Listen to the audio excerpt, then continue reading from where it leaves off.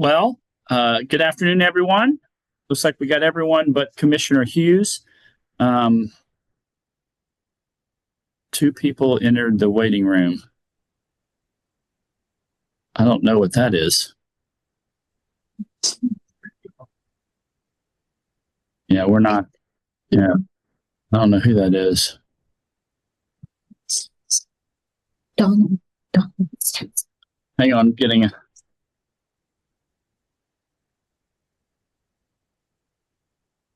Yeah. So Donald, I know you can hear me. I don't really know who those folks are, so you can remove them, sir. I'm not sure what that's about. I don't know how that link got out there. So, all right. So tonight, as I emailed out, Mayor, Commissioners, and to the public that will watch this virtual workshop later, we're going to be doing the special event ordinance, and then we're going to switch over to stormwater. So riveting, exciting stuff, and I look forward to it. So I'm going to share my screen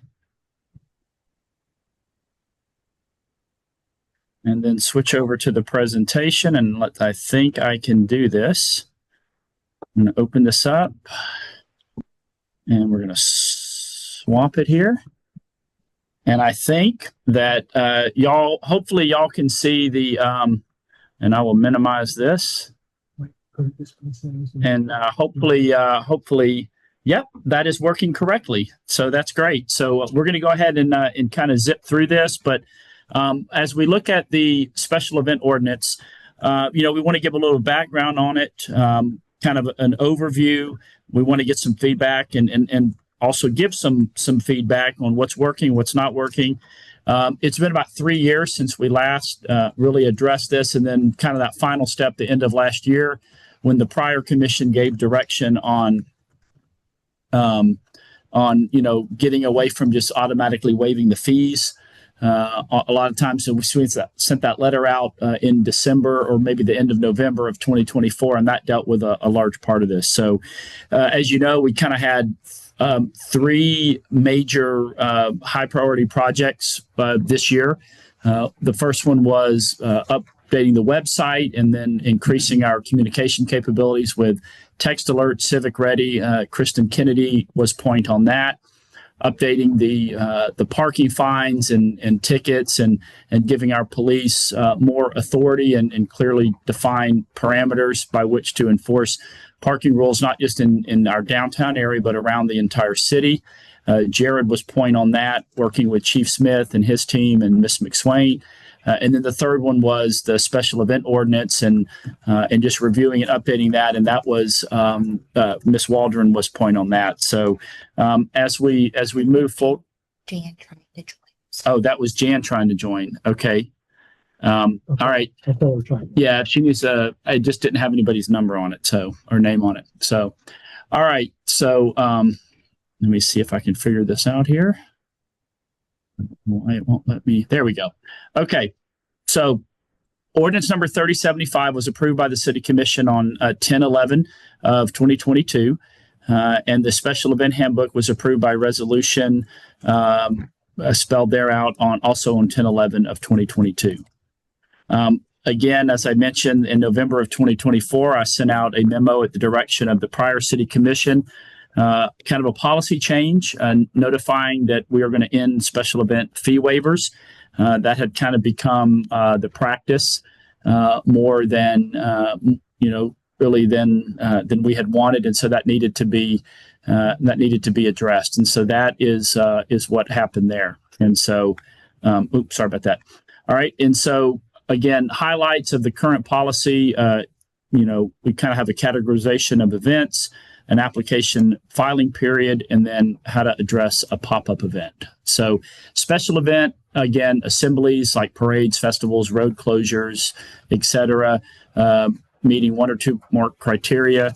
Planned events, attendance is expected to exceed the venue capacity. And screen. Display settings in the top here. What do you? Oh, how did that change? Okay, hang on. Sorry about that. James. Okay, good. Well, that changed because initially it wasn't. What Right. did you, Jerry? I think that's so. You Yeah. gotta actually move your mouse onto the TV screen. Should be extended to just. Okay. Announce James there.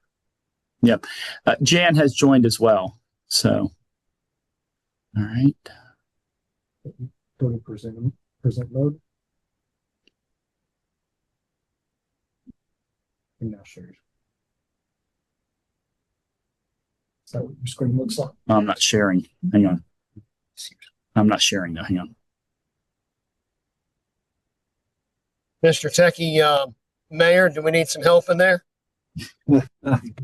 Technology No. is hard for the elderly, isn't it? It is. What's interesting is, That's good stuff. yeah, it was initially it was showing correctly on Iron. I don't know what changed about it. That's interesting. Now it's not even wanting to. There we go. All right. That's what it was doing to begin with. I don't know why it changed. Interesting. So, all right. So again, current policy, we have special events with assemblies, which are parades, festivals, road closures, meeting one or more criteria. Planned events, one attendance expected to exceed a venue capacity or parking expected to exceed on-site capacity. Municipal resources anticipated to be required above the routine levels. Pop-up events, the actual attendance exceeds capacity, actual vehicle congestion exceeds on-site parking, or municipal resources actually required exceed typical availability. So, save the date notification is required to PCR before initiating or advertising an event. The special event handbook, again, by commission resolution, sets the fees, defines municipal service types, and must be updated administratively. Events classified as small under 250 peak and large over 250. Okay, let's see if this works correctly this time. All right, so we've got, it doesn't seem like it's changing or it's just lagging behind there. All right, so we have city events, city endorsed events, city sponsored events, city programming. So there has been, some confusion in the past over, the different wording and everything. And so, we're trying to provide clarity around this. So, our city events are, like the Christmas parade, Touch a Truck. This Will Defend, like we started in 2025, Cultura 2024, Whiskey and War Stories, Black History Month Festival, Back to School Backpack Giveaway, Father's Day. Those are just, again, those are actual city events. The that we actually put on. City endorsed events such as Mardi Gras, city actual sponsored events, 4th of July celebration, Oktoberfest, Boat Parade of Lights, No Child Left Behind, and others. We also have city programming, usually up close, sunset yoga, silver sneakers, Zumba, nifty crafters, table tennis, and many more. So now I see it's not advancing. So I don't know why. I'm just gonna Go back. So currently you have the display as like the correct setting in here, but previously you had speaker previews. I could see your notes in the next slide. Maybe that's the issue, which is presentation mode versus speaker view. yeah, interesting. Actually not presenting, Jonathan. You got maybe to. down here, down here. Yeah, I've clicked that several times. Alan, it's a PC. I mean, that's really what the issue is. Maybe Brian could help though. Yeah. All right, hang on tight I'm here. loving this. Yeah, he is. I'm sure he is loving this. So, all right. Yeah, I don't know why I'm clicking resume Notice slideshow. how he defaulted to the old people are having trouble with technology too. I like that. Can I try something? No And one's I would be included in that, by the way. You have this on your desktop. That's what we're driving from the No, no. desktop. Is it saved to your desktop? Yes. Okay. Native file.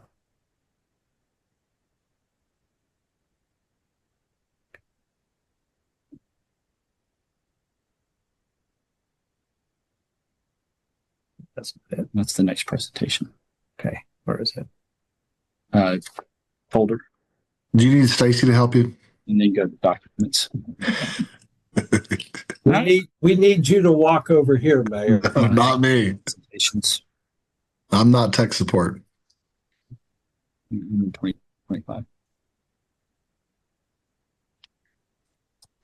I will say we had this ready to go perfectly 2 weeks ago, but no one showed up except Josh and Brian. You had to make me the guilty part of the whole problem.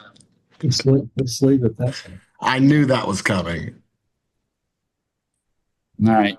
Now you just need to share screen. Do we need to have a webinar on how to have a webinar? So you should swap it, and Right. this is how it should work.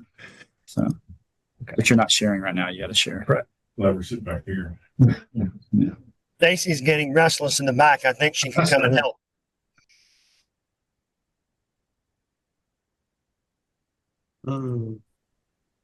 Oh, here we go. I see the whole screen now. Yeah. Yeah, that's back to the original what it looked like. That would be called like a speaker setting. Will you show it on a monitor while you're speaking? Yeah. Now, if you swap it though, it should. There we go. It should just be the arrow keys to advance. That worked. Yeah, I know. Well, let's see. No, it's still showing the. It's not Jared. Yeah. It's Yeah. back. Oh, there we go. Okay, well, it's just a slight delay there. All right, good stuff. All right, let's. It looks like if you hit Control N or Control P, it will next or previous. We might get seen. All right, here we are. All right, let's see here. Challenges to address. He only charges $25 an hour, Yeah. 25 for 10 minutes. Yeah. It's, Yeah, there's just a little bit of a delay, but I don't know what y'all see. I know the online stream is a little delayed. Do y'all see challenges to address? Yes, I do. Okay, great. All right.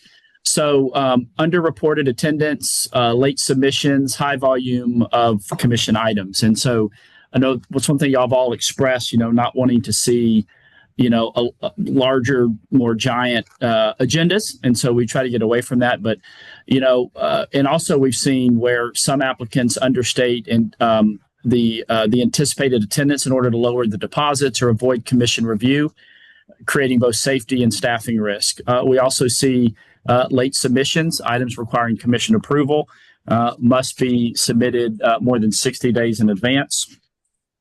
And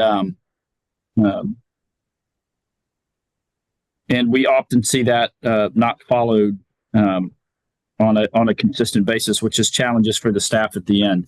And so, see, that's the problem with this is it won't let me scroll through my notes with it up on the screen. So we'll just have to use this one.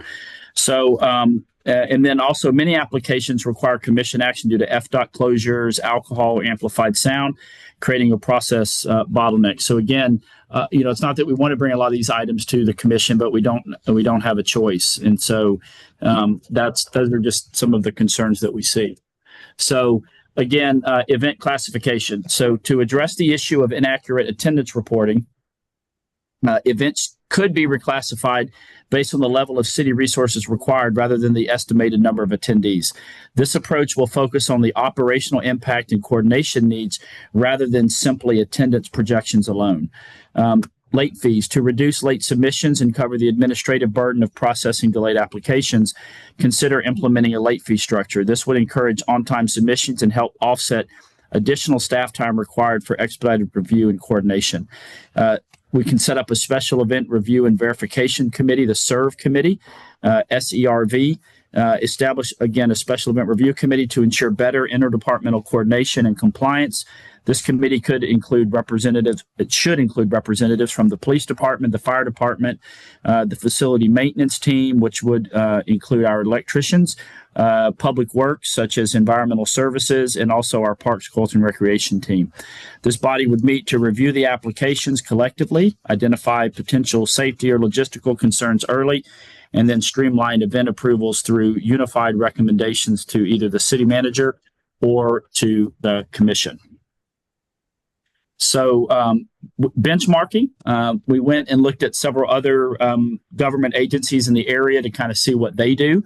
And so Panama City Beach, theirs are based off of size classes, timing, tardy applications, application fees, which are non-refundable, and then deposits. So for the beach, their size classes, they consider a small event less than 500. Medium would be 501 to 4,999, and then a large would be anything 5,000 or more. Timing, large events, and then obviously March through the holiday season, and medium would be required more than 60 days prior. Other medium would be greater than 30, small greater than 20 days. Tardy applications, it's accepted if staff capacity would allow or promoter prepays staff overtime, but priority is given to timely filers. The application fees would be non-refundable. The beach, a small event is $50, medium is $225, a large is $350. Refunded, that fee is refunded if it's denied solely for Sandy Beach time or like a conflict in that conflict. The deposits required for a medium event would be $2,000 or $1,000 a day, whichever is greater, with a cap of $5,000. The large event would be $3,000 or $1,500 a day, whichever is greater, cap of $6,000. And the deposit covers any cleanup, any damages, any additional city cost, and it's the applicant is liable for any excess. Benchmarking next is Bay County. So again, compared the same items, size classes, timing, tardy applications, application fees, and deposits. A small event for the county is considered less than 500. Peak, medium is 501 to 4,999, and large is over 5,000. Timing, large in March or holiday season. Medium events required more than 60 days in advance. Other medium, more than 30 days, and small is just more than 20 days. Tardy applications, same capacity, overtime, prepay model, priority to those that filed timely. Application fees, small is 50, medium 225, large is 350. Deposits, medium's 2,000 or $1,000 a day, whichever is greater. Cap is 5,000. Large is 3,000 or 1,500 a day, whichever is greater, with a cap of 6,000. And the deposit performance and cleanup clauses mirrors Panama City Beach because a lot of their events are out on the part of the beach. We also looked at Greenville, South Carolina. As you know, a number of us have gone up there and visited with some of their elected officials and some of their senior staff. And so we wanted to get some of their information as well. Theirs is a little bit more involved. They basically have 5 different types of permits. Permit A, again, festival, major event, races, walks, parades, or Permit B. A single day event, Permit C. Neighborhood block party would be a D, and then private property or temporary use would be an E. So again, they have the tiered permit categories. And Greenville's ordinance outlines specific objective criteria that must be met before the permit can be issued. The city manager may approve an application unless it's determined that the proposed event would substantially disrupt safe and orderly traffic flow, require excessive diversion of police or fire resources, interfere with emergency services or public access, present a public safety hazard, or conflict with the intended public use of a space. Applications can also be denied if the event's purpose is primarily commercial in nature, if the route or venue has been overused in the past year, or if health and safety guidance indicates risk. This ordinance also allows the city manager discretion to consider late applications for good cause, providing flexibility while maintaining consistent standards for public safety and resource management. The cost recovery, it does allow the city to charge for public services, equipment, and cleanup, again, ensuring financial accountability from the organizers and preventing the general fund of the city to have to cover those expenses. We also looked at Walton County to our west. Walton County's outdoor event ordinance governs large gatherings and outdoor public events across the county's unincorporated areas. It was adopted in 2008 and updated in 2022. It provides structured, safety-driven framework for permitting festivals, races, concerts, etc. It's got event triggers, any outdoor activity with over 200 attendees, if it requires any public advertising or road or right-of-way closures. It has multi-agency oversight. They have an outdoor review committee, which includes planning, engineering, code, sheriff's office, fire rescue, emergency management, and public works, again, to ensure coordination and compliance. Applications have to be filed over 45 days in advance, 90 days for road races, includes site plans, security EMS plans, parking arrangements, and proof of crowd manager certification. Road closure and race limits. Events on County Road 30A and connector roads are capped at 5 a year, restricted to nonprofit organizers benefiting local charities, with multi-use paths prohibited for race use. Safety liability standards requires, again, crowd managers, emergency service coordination, and liability insurance, naming Walton County and relevant fire agencies as additional insured. $100 application fee plus the cost of extra county services. Any problems with a violation can future year denial, citations, and even misdemeanor penalties for unpermitted events. So next step would be, again, to update the ordinance, update the special event handbook. The revised special event ordinance will move forward for adoption with our first reading scheduled for November 18th and the second reading on December 16th during regularly scheduled commission meetings. Following the ordinance adoption, the special event handbook will be updated to include the new fee schedule and any revised procedures that we get in feedback from y'all today. The city manager will have the authority to approve and implement these particular updates. So again, thanks. This was originally going to be done by Nadia Dawson on our Parks and Culture and Recreation team, but she is out of town this week, so she might have been able to navigate the slides a little bit better than me. So sorry about that, but that at this point ends the presentation, and to that end, and I'd love to get some feedback from each of y'all and give us some some guidance and some feedback. So just kind of going clockwise, I see Commissioner Street has his hand up, followed by Commissioner Hughes. Commissioner Street? Okay, so I've got a couple from my perspective on what I've seen over the last 3 years. City events should be requested and approved by the commission prior to planning. And so that's what I would like to see put into this. I know we have city-sponsored events and then we have outside city events, but really before staff goes and dedicates the time to planning an event or an activity, it should have prior support from the commission in that. So that's something I would like to see added. I'd also like to see our own events have named sponsors as a requirement for the event. So that means, like, when we do the Christmas parade, it could be Christmas parade brought to you by Coca-Cola. It could be Christmas parade brought to you by XYZ organization. Doesn't matter to me what, but it is, we have limited resources, and the lowest hanging fruit to me as in reducing costs are actually our own events, rather than those that are being put on by private nonprofits and people that are trying to do things in the community. So I do believe city events should follow the same process and restrictions that we're replacing on private events. So that means that whatever policy you guys create, you should be willing and able to follow it yourselves, including if you're going to have a 6-month timeline. That means that the commission should have enough notice to approve that timeline for you guys to follow that process yourself. I think that's a good way of keeping policies, specifically like these, streamlined and appropriate, because whatever rules we're essentially creating for the citizens that we represent, we're willing to abide by ourselves. And we've done that in numerous things. The other things that I would just like as an overarching kind of just dialogue on just events, I personally would like to see less city-only events and more partnership events. So that means, like, we've got a tremendous amount of talent in our community. I don't think this is something that we just have to do ourselves.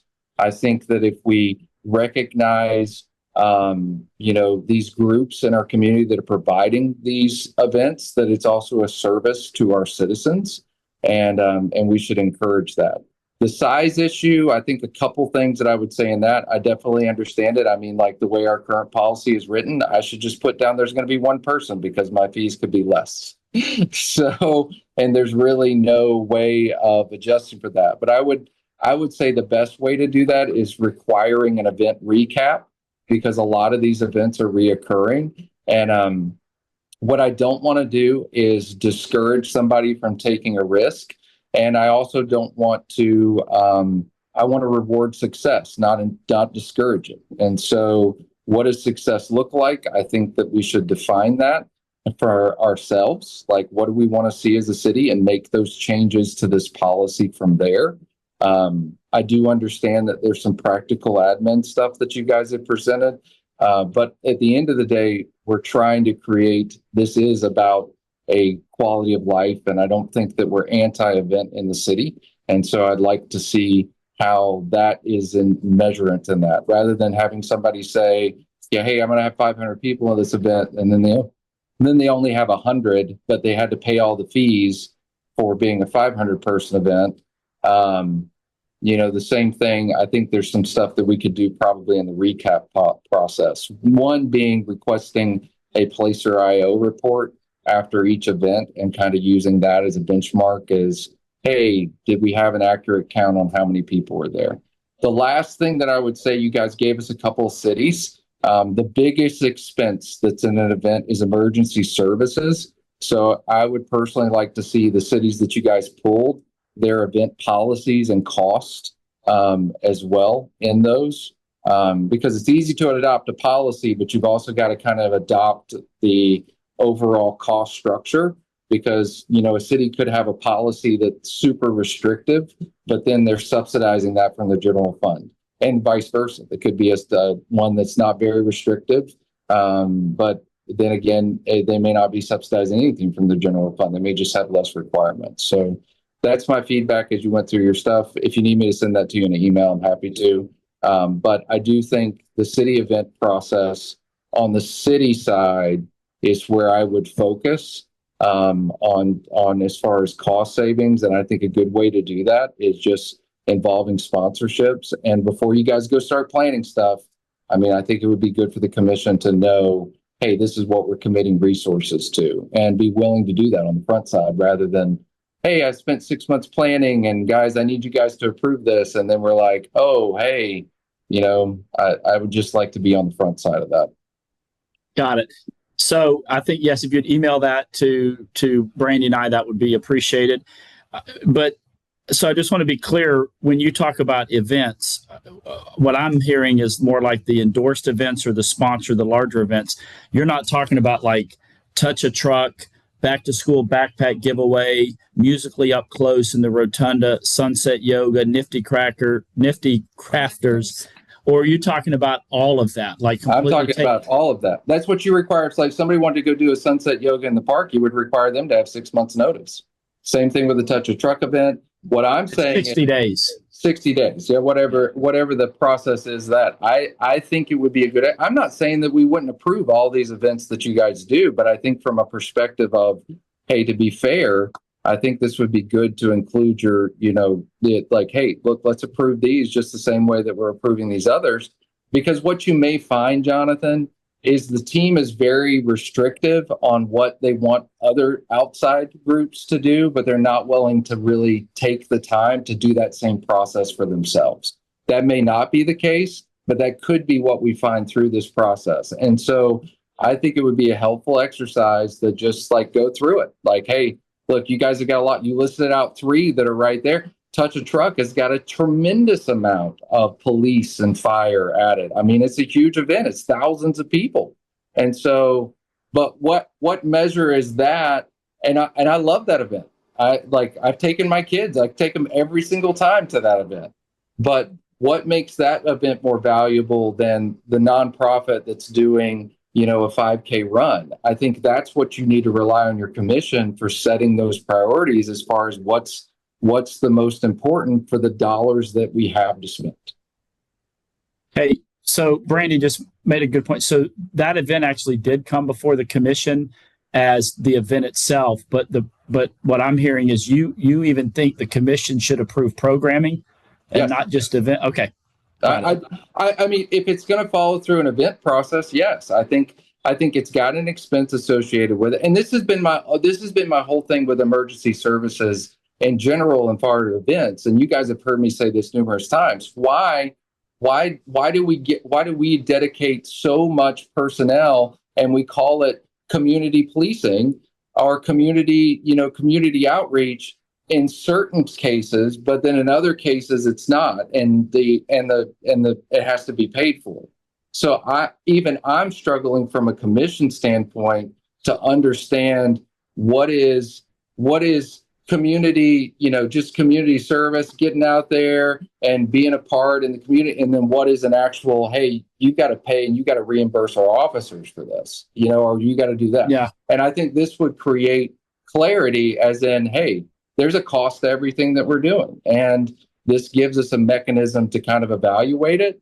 And like I said, the commission may approve every single thing that's on there. I mean, I'm not trying to get rid of touch a truck event, but I think it provides clarity, as in there is a huge personnel demand on that, and barricades and trash cans and all those other things, just as much as there is a Christmas parade or something else like that. So I think that's just an important component. Yeah, the events like Touch a Truck and the Christmas parade, those are flowing through the same process as someone from the outside coming in. So then, but I think what you're also, I think we need to define what is programming versus what is an event, because I think from the city's staff perspective, like providing Sunset Yoga is a program that we're providing, or Nifty Crafters is a program we're providing and not an event. Those are reoccurring, programs. So those have not been coming before you guys, but we can do that. I mean, there are dollars allocated in the budget for the programs. But like Sunset Yoga, they pay to go to that. So it kind of offsets. Well, my aspect isn't so much about Sunset Yoga, but I mean, like you take Cultura, for example. That's a good example of one. That was a large event that didn't make it to us until the very end. And so there was already all this programming. And so it felt to me in that case that I'm like, really, I can go just screw the staff over by just saying, hey, we're not going to fund this event, or like I kind of have to approve it. I would like to be on the front side of understanding what our programming is, what exactly we're approving, because all we get in a budgetary aspect is just, hey, this is what's for events, this is what's for programming, whatever it is. And it would be nice to kind of understand what that money is actually going towards. Now, I will say this, if we're going to require, so that to me, what would be fair is if somebody wants to use a park, they should go through a more simplified process than an event process, because we're doing that already. So there's obviously some type of internal process that's not costing us a lot, or it's not taking a lot of time to do, I assume.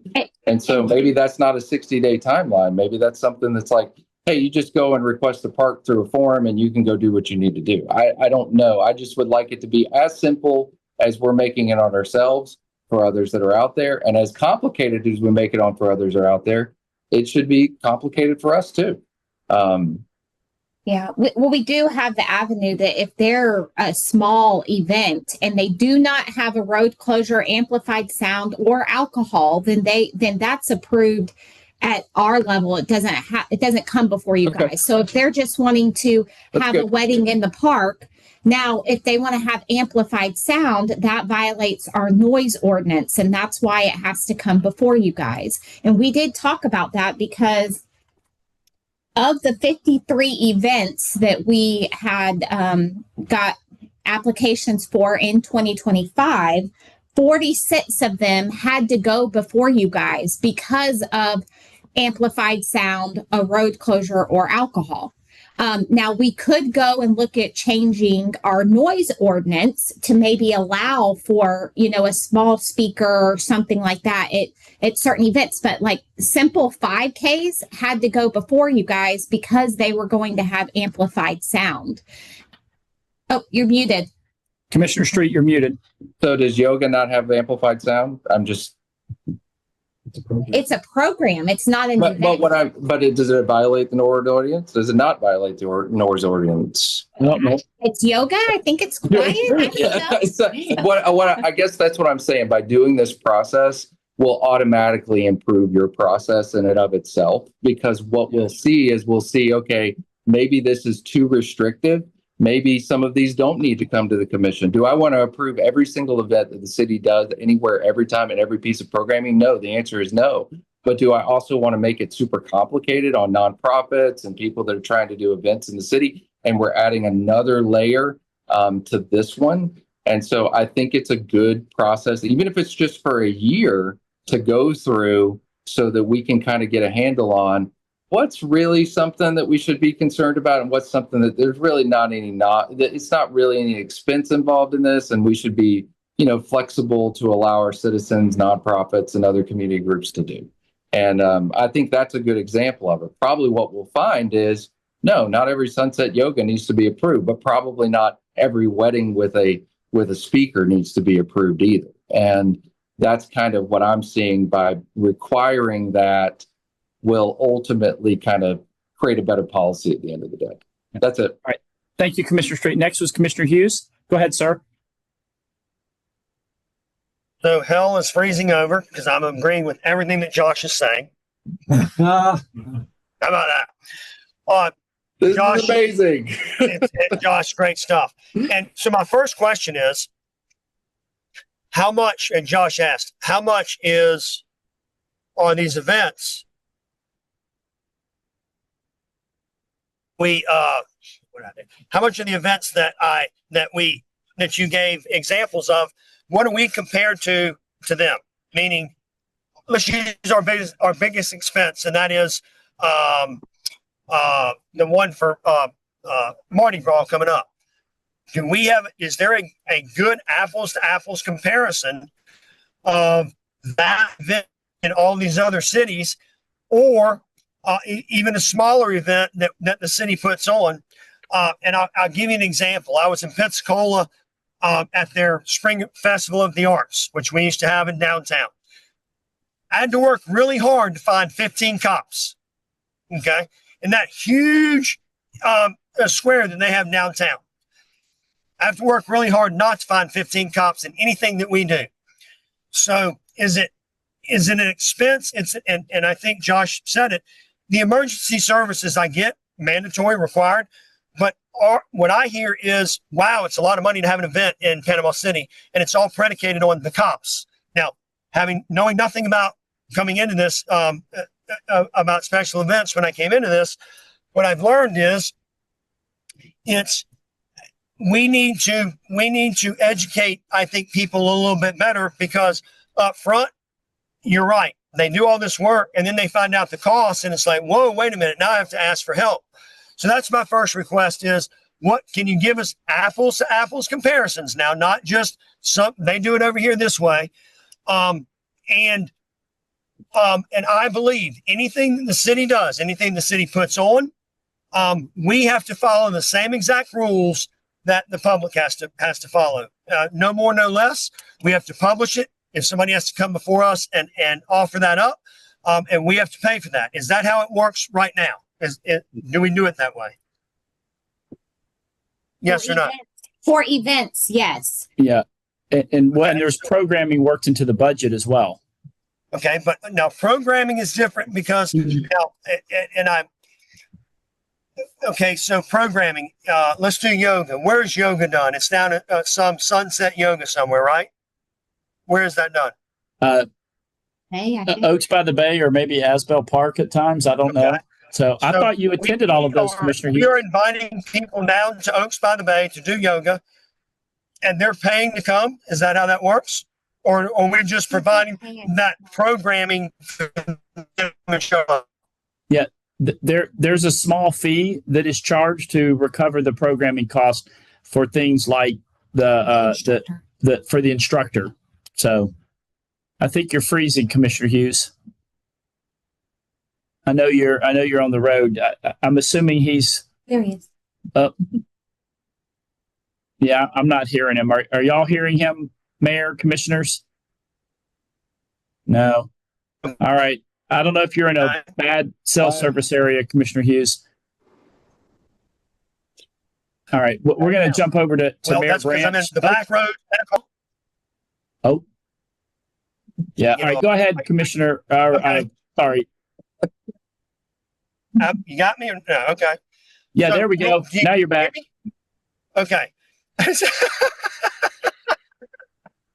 Okay.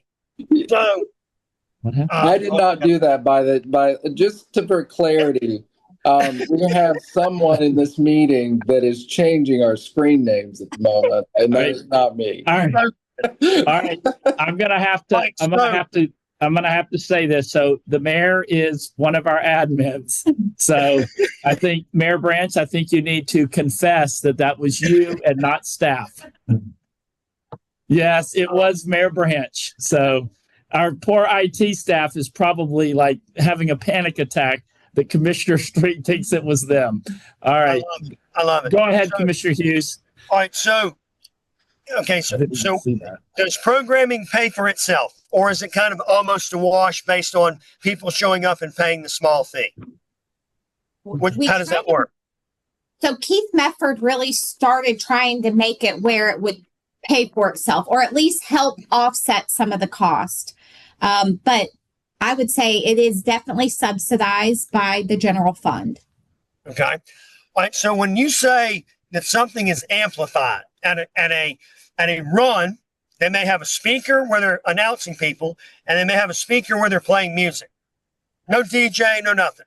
And that what you're saying is that's breaking our sound ordinance. Is that right? Yes. Yes. Okay, that's an easy. We need to change that. I mean, that makes no sense for us to have to follow that rule, because they are speaking and playing music for people running. I mean, Jonathan, you running these things. So I imagine they're, you run, so I guess so. But I would imagine that that's an easy fix. But what the public sees is, oh man, they're just making it harder. And what I heard back and forth when Josh was talking is, here's some solutions, guys, that we're liking, but from staff, well, here's why it's got to be that way. What I'd like for us to think about when we're having these meetings is, you know what? That's something we might be able to, let's massage that. Let's look at that. Okay. And I use this as this example is because that's an easy one. We don't have to just say, well, that's just the way it is. It's against the rules. That's an easy to say. Here's an easy solution. So I would like for us to try to think about when we're offering these solutions, and that's what you're asking us for. I have one of my frustrations is from staff is that there's not a lot of maybe we should try a different route. Okay. Or there might be something different. All this stuff happened in 2022 that we're trying to fix in 2025, but I don't know who all is sitting in the room was there. Maybe all of us, maybe some of us, but I know I wasn't, Alan wasn't, 3 years ago. Yeah. I think the rest of the commission were, but we're trying to figure out solve a problem, a solution to a problem we didn't create. Does that make sense? And so staff helping us with some, maybe we can try something a little different, be nice.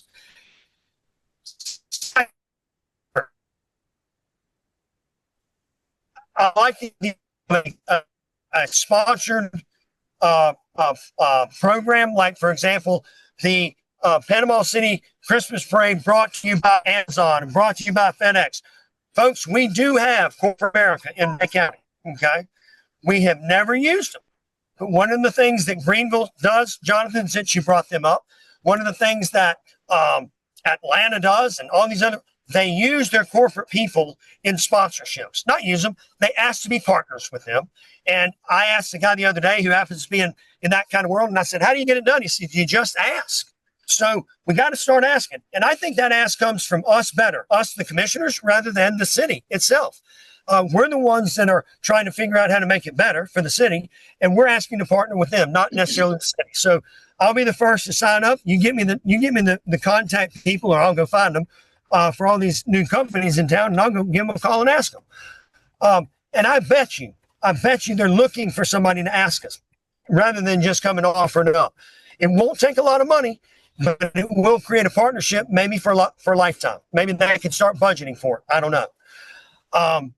And then finally, talk to me about the examples you gave us mirror with those, like the of the people. Hey, Commissioner Hughes, know what unfortunately, happened we're Can we you're mirror? breaking up really bad. Man, I'm on Highway 77. I ought to be easy right now.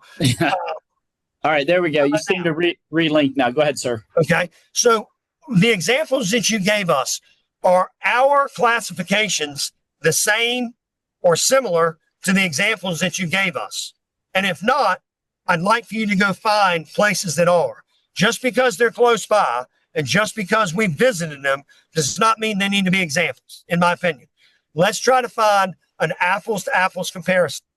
And then finally, this ordinance coming to the first reading and then the second reading is going to be something that I want to talk some more about and that is things just showing up.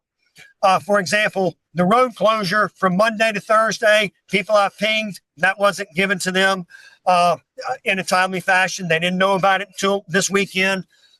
Same with the impact fee of water and sewer. We didn't talk to the builders.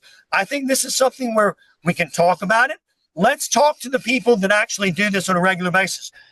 Commissioner Lucas I think, has a group that does an annual special permit.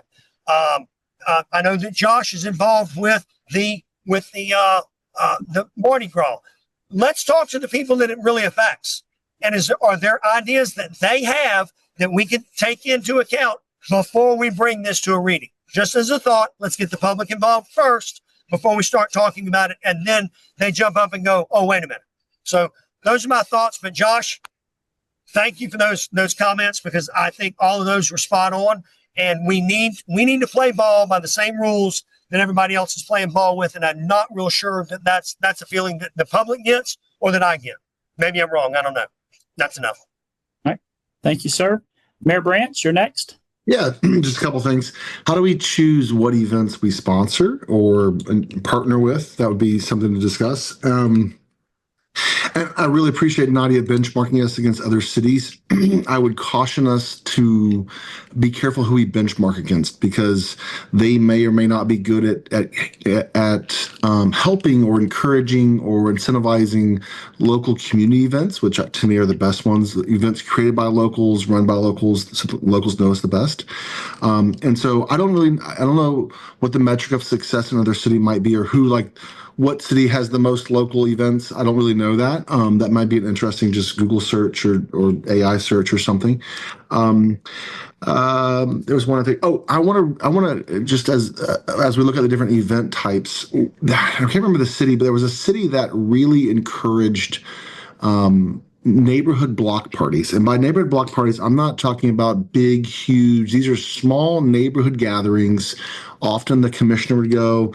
Typically, they would use a local bank's or church's grill to do burgers or hot dogs, or they would have ice cream they bring in. It's a low-cost thing. Sometimes people would have them in their front yards, but it really was just an encouragement with comms. We really want the citizens to gather to know each other. There was always something special about Hurricane Michael where neighbors were forced to meet each other. And you got to know all your neighbors in their first names. And that was really a special time for us where you started looking out for each other. And I don't think we can magically make the whole town get along, but if we can encourage neighborhood block parties where people are gathering sort of just casually, they're done by 7:00. We don't have to close the road, or maybe we do, but there's models of other cities I like to bring to us of how they do these, how they encourage and make these little block parties easier. No amplified sound, maybe it is, I don't know, but I think that's really a special thing, and I'd like to encourage more of that. So that's all I have. All right. Thank you, sir. Commissioner Granger?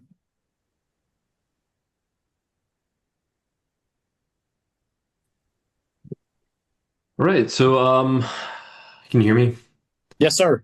All right, I agree with a lot of things that were said tonight. I also would like us to see a partnership with companies that, I mean, we do have some corporate companies here in town, but I would also say that we have quite a few locally grown companies that that would probably be willing to participate in some of these.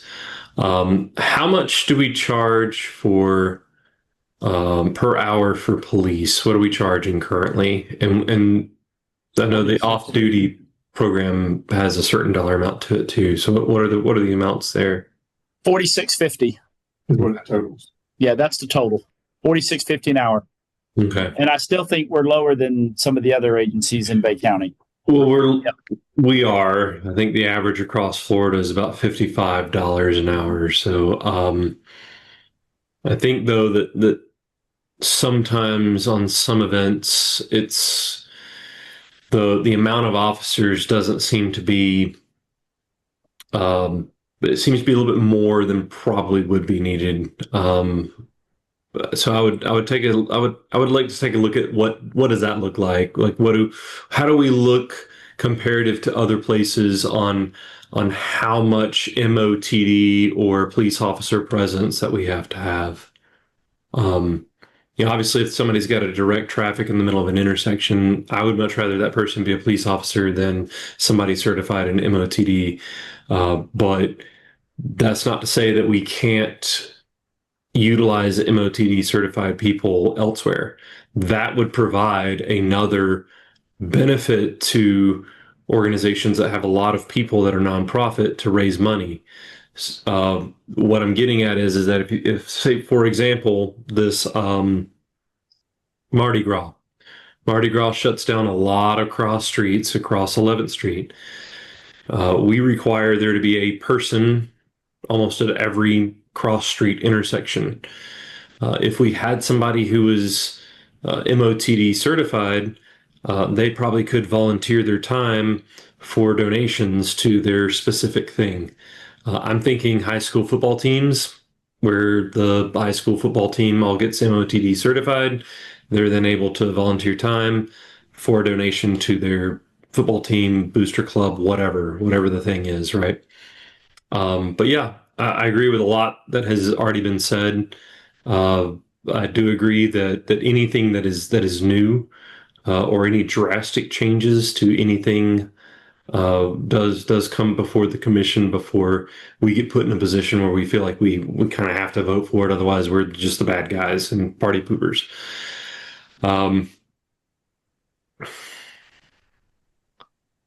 I would suggest also, and I did suggest this at the last commission meeting, that we come up with a process by which we reserve funds out of the general fund. We already did this, $40 some odd $1,000 for a particular special event that did not need all of that money. So I would suggest that we use the remainder of that money to provide a kind of not a stipend, but kind of a grant program, if you will, for special events.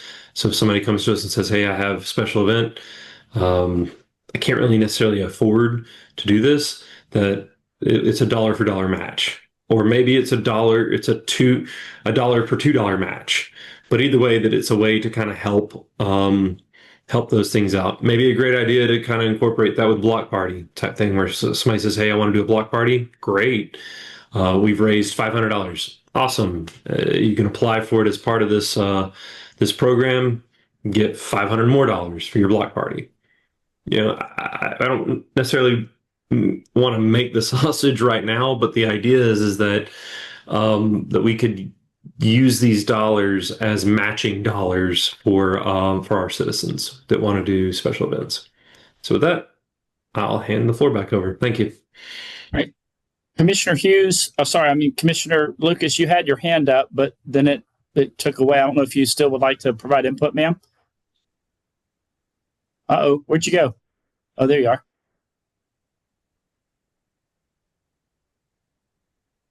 You're muted, Commissioner Lucas.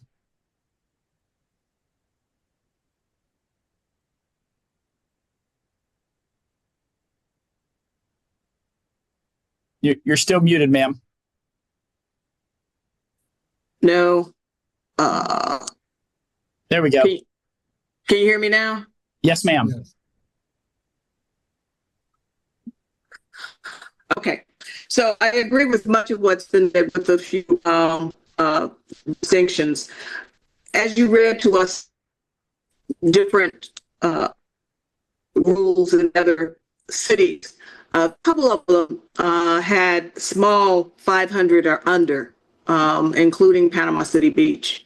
So I'd like us to look at the size of the events that that we have and consider it, starting small at 500, under 500.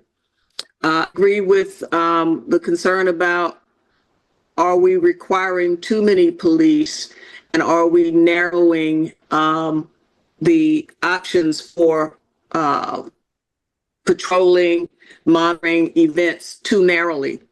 Also on the point of the police, yes, it's $46.50 an hour, but there's also a required charge, which then takes it up. It automatically comes on the What form charge? when you complete it. Vehicle charge. And then if it's within a week to 10 days or whatever, then there is a late fee that's charged. I like the approach about neighborhood and encouraging folks to get to know each other in neighborhood. Would like us to think about it in terms of also maybe associations, helping them get organized to work together, neighbor to neighbor, and work with cities and with the city. And I think that also would help us engage more people in their city. There's a group that gets together, maybe it's through Neighborhood Watch with the police or whatever, and they get a little grant. And it's more about working together as a community, as a neighborhood, than just having a block party, with hopeful that, they have some associations beyond that party event. There's a distinction between programming and events that I don't want us to lose sight of. And I think the approach for programming really should be tied to the budget process. And then if we're going to, so that every program opportunity doesn't have to come back to us. We're about to bring the MLK Rec Center early as having lots of programming. I mean, that facility alone could have 5 things going on in one day and, so many in 1 week. And that's a lot to have to come back through the whole city process and to the commission for approval, but working within our existing budget process. Now, if they're going to do, a major tournament, major event, I think having a distinction between what is programming and what are events. And then some of the concerns we have about events that have happened in the past were one-off kinds of events. And if we go back through the trail and say, how did we get to this event? And then hold accountable the rules that we already have in place. If we don't have that accountability, more rules will not solve the problem we're trying to solve. So that's, I'm sorry. Nothing. Sorry, I was clicking on So something. that's okay. So department budgets should include programming, and also in advance include so that when we are looking at our budgetary year, we kind of know, what's coming up, what are the big things. And if a creative moment or the opportunity to do something, that we take it through the process prior to much work being done. Certainly before they bring it to us, or before you bring it to us, there will have to have been some work done so that you can answer the questions that have. And those are my thoughts. Okay. All right.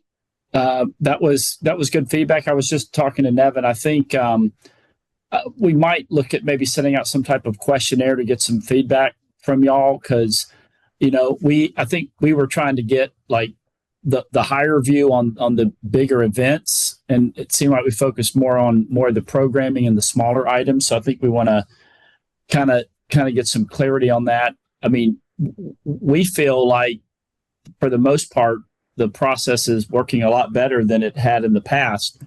But, you know, and I don't know if y'all have heard direct feedback of problems, or, you know, or these are just personal thoughts that y'all have experienced over the years, to that end. So, I mean, I think, Mr. Zimmerman says it would be okay for us to kind of maybe send out like a questionnaire on some of this, and definitely not trying to rush this forward. You know, by any stretch of the imagination, I will, some of the road closures that were mentioned, just for the record, I mean, that's part of a construction project. You know, I know some people got it, some people didn't. I had some of those conversations this morning, but I want to separate infrastructure projects from special event road closures. Cause I mean, if we were to try to like I mean, we're trying to move the project forward as quick as possible. Sometimes road closures on an infrastructure project are really just controlled by the project, and the timing and, you know, hooking up water mains and all that. So, but absolutely want to get that feedback on, you know, road closures for events and doing that as affordably as possible. So I think we'll send out a questionnaire. We don't necessarily have to address this, you know, on the at the November 18th meeting. We can always punt. It's not really on the agenda just yet. It's still in draft form. And we're happy to benchmark, you know, in any city that, you know, that we, you know, that y'all would like us to. I think we just were looking at some local, some close, and then obviously, you know, Greenville is often held up as the gold standard to some degree. So that's why, you know, we naturally went to that one. But I see Commissioner Lucas put her hand back up then, and so did Commissioner Hughes. Go ahead, Commissioner Lucas. So thank you. I'd like to know what staff is proposing today. What you shared with us or what's going on in other places, but not necessarily where you are landing at what you want to propose or what you want to change. And so I'd like to know that in a timely manner, you know, prior to it going on the agenda. Commissioner, the items we were up for discussion, that options to consider on things that, you know, when we did this review, this ordinance has been in place now for 3 years. So we got with our internal city staff that like the review committee that an event goes through. And we discussed what are some challenges that we've had over the last 3 years, and what are some things, if we're going to update this ordinance, that we need to address or we should address. And one of them was the event classification. Instead of classifying events by the anticipated number of attendees, like the beach and the county and Lynn Haven, they all do that. But that is one issue we've come across, is that the applicants misrepresent how many attendees they expect because they want to pay less. So instead of classifying our events by class size or by attendee size, we were proposing to do it by resources required. So if you're a 5K run and you only need PD, then it would be per resource required versus paying by your number of attendees. If you are an event that's going to require electrical, PD, PCR, fire department, you know, many more services, then we could, you know, do it by the resource required versus the number of attendees. Because we're having people who are saying they're only going to have 249 attendees, and we base the resources on that number, and they end up having 2,000. And, you know, so that is one issue that we've come across over the last 3 years. The other is we're proposing a late fee because, you know, we are getting many of our applications come in within that 60-day window. And that makes it difficult for to be routed through our departments and get it on the commission agenda in time for approval. So we're suggesting, and that is something that the county and the beach do. They still process it if it comes in late within those windows, but they charge a late fee, and it's also subject to resourcing.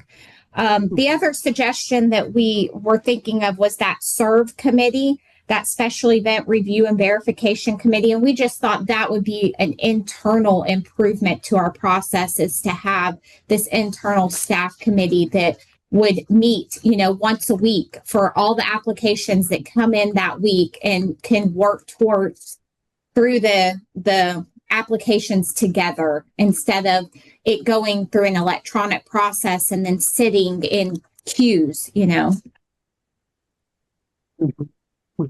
And so, and I know one Okay, example. I was going to say the one thing was the example that the specific example Commissioner Hughes gave was Pensacola. So I know the mayor, I know the administrator. I'm happy to, maybe myself and Chief Smith can get on the horn with their police chief and find out how they do these large events without any police, it sounds like, or maybe they were plain clothes. I don't know. But all right, Commissioner Hughes, you're muted, sir, but we'll recognize Jonathan, you. I did not say that they did it without any police. Don't put words in my mouth. I said I would have to work hard to find 15 cops at that park. Now, something that Commissioner Lucas was talking about, the number of people, and Josh too. How many people have planned a party? They send out 500 invitations and 200 show up. Okay. Happens to everybody.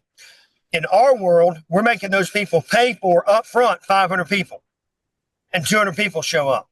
So to Josh's point, what if we had at the end of the party review, and maybe we can refund them some money? Okay. Now that's just a thought.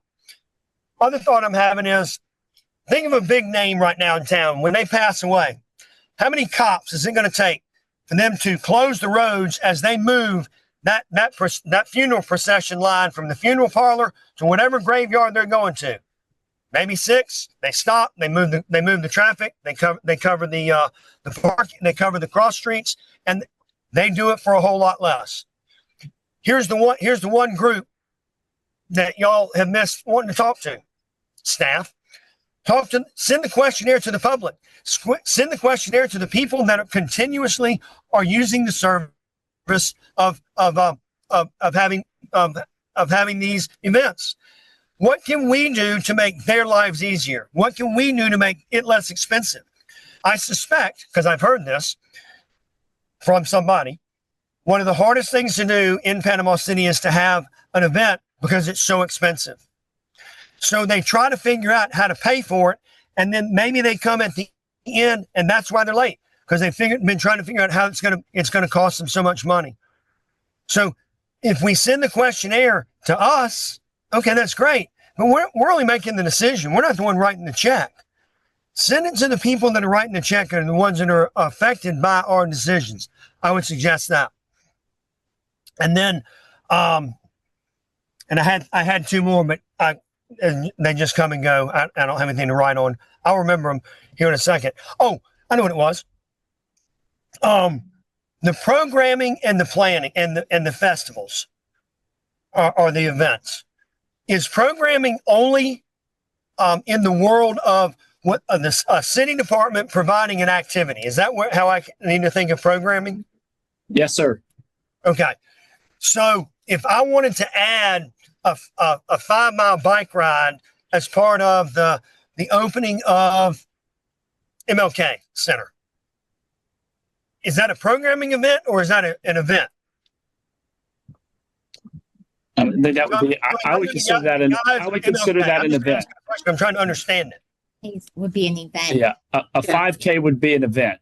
I think of programming, sir, is something that is offered, on a weekly or monthly basis to the citizens. Yeah, like the Nifty crafters. I said it right that time. Senior program Yeah. that's in the Glenwood Community Center. That's every, Thursday.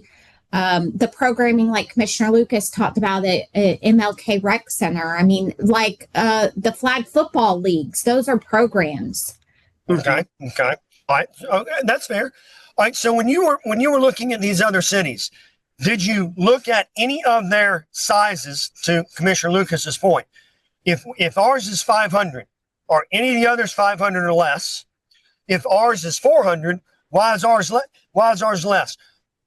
It's very, very important that we compare ourselves apples to apples. Okay. It's very important if we're going to make decisions that you're giving us information. I can go over here and get the same amount of service for this money. It's called the principle of substitution. I can get the same amount of service for this money as I can over here. And I don't know that we've realized that yet, or we've studied that yet. That would be very helpful information for us to understand how to move forward. So thank you, Commissioner Lucas, for asking him that. And the questionnaire, get it out to us as soon as possible, and to the public as soon as possible, because there's a lot coming up that we need to be able to make choices on. So that would be my 2 cents there. All right, Commissioner Lucas, you have your hand back up, ma'am, or is it from earlier? Yeah, no, it's back up. So thank you, Brandy, for giving us the points that you are considering. I agree with what Commissioner Hughes just said about broadening the conversation and the input on that. When we planned the first Glenwood Under the Stars, we guesstimated, right? Over 500 people showed up. Then we wanted to do it again, and we planned for 300 people showed up. So it's that you never know, but you're trying to put your best guess out there. So I think what we are doing here is taking us in the right direction. But again, let's know what it is that we're trying to address and not put too many rules out there that don't really address the crux of the matter that created some of the concerns that brought us to this point. But I applaud the staff for reevaluating where we've come in the 3 years that we've had the special events policy. All right. Thank you so much. All right, we're going to transition to Public Works and Stormwater. So give us a few minutes to do that. We'll be right back.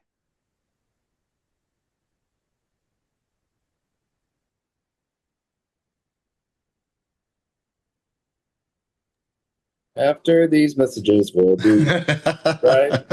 Yeah, who's got a good joke? I mean, really? Okay. Reminder: this is being recorded and streamed live. We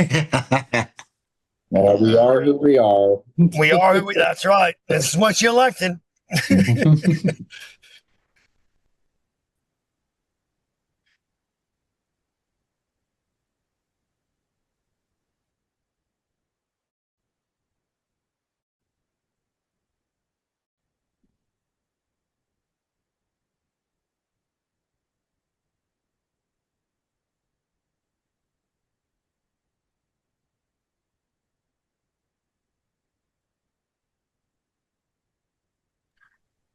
Since I can tell that this presentation has ducks in it, my grandmother would always say when it would rain, she would say, "It's a good day for ducks." And because the ducks can swim around in the small new rain ponds. Exactly. That was always her saying. Well, that's a wood duck. Really They used to hard on drop these before photos. school at Bay High. Yeah, no, that's ducks. All right, we're back, and let's see if I MR did it. ducks. Yeah, MR not ducks. MR ducks. Yeah, can y'all hear us? Okay. Yeah. Yes. All right. Yes. Hopefully, do y'all see the whole screen, or do you see presentation mode? I see We one see big your slide. screen, your slide. Awesome. Yeah. All See your right, so we're going to talk about our stormwater and our network and kind of what we have now, what options people have, and then we also want to talk about the fact that green options and other options do exist and how to incentivize those in our code. So I'm going to turn it over to City Engineer Stacy Roush, and she will walk us through this. All right, so I'm just going to preface this with I am very passionate about stormwater. I tried to condense everything down to as few slides as I could. but there is a lot of information on here. So I'm going to kind of just do a high level overview, but a lot of this is on here for just your edification. So right now in our maintenance department for streets and drainage, there's 39 staff. The annual budget is about 1.53 million. Of that budget, only 55,000 is materials. So that would be pipes, lime rock, concrete, anything that they would have to maintain or improve or expand the drainage network. There are 5 crews within all of streets and drainage. The drainage crew and the construction crew are the main crews that work in stormwater primarily. So you can see the drainage crew has 8 staff and the construction crew has 6 staff. That would be fully staffed, which we are not fully staffed at this moment. The GIS data, I got this pulled straight from GIS. I know these are some shockingly large numbers. We have almost 6,000 stormwater inlets, and this is just what we have in GIS. Our GIS may not account for everything. There are some things that that were turned over to us from Bay County and that we may not have switched over in our attributes. We're working on that constantly. 900 stormwater manholes. We have 167 ponds that are in GIS as city owned. And then we have over 200 ponds that are private that feed into our network. There are almost 150 miles of drainage pipe. And on here, it says 60 miles of culverts and ditches. I talked to our staff that maintains our ditches and they say we maintain over 80 miles. So some of that, again, maybe county ditches that were turned over to us that we don't have in GIS, or just ones that aren't well maintained and we just do it because it affects our citizens. Railroad. Yeah, Stacy, of the 1.53 million, do we know how much of that is staff specifically for the 39 staff members? I do have that broken down further. I don't remember off the top of my head. It is a large portion, maybe like half. Yeah. Okay. All right. So our current codes. So these are the comprehensive plan goals that support our codes. Like I said, I won't go really through all of these, but really it's just our job to protect our citizens, to make sure that our codes help us be resilient, recover from storms, and protect public health, safety, resources, etc. Next. All right. So don't freak out. We do have a code for a stormwater management utility. We'll talk about that in a second.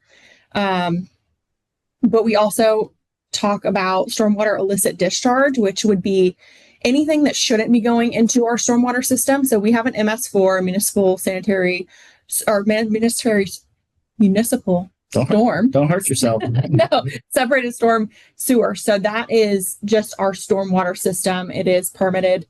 And within that system, we have to maintain through our environmental compliance department that no oil, gas, paint, sanitary sewer, trash gets into our stormwater system. And that happens a lot. We have people who literally pour paint cans into our stormwater inlets, or will, do some type of commercial cleaning and then dump the waste into our storm system, which we all know goes to our base.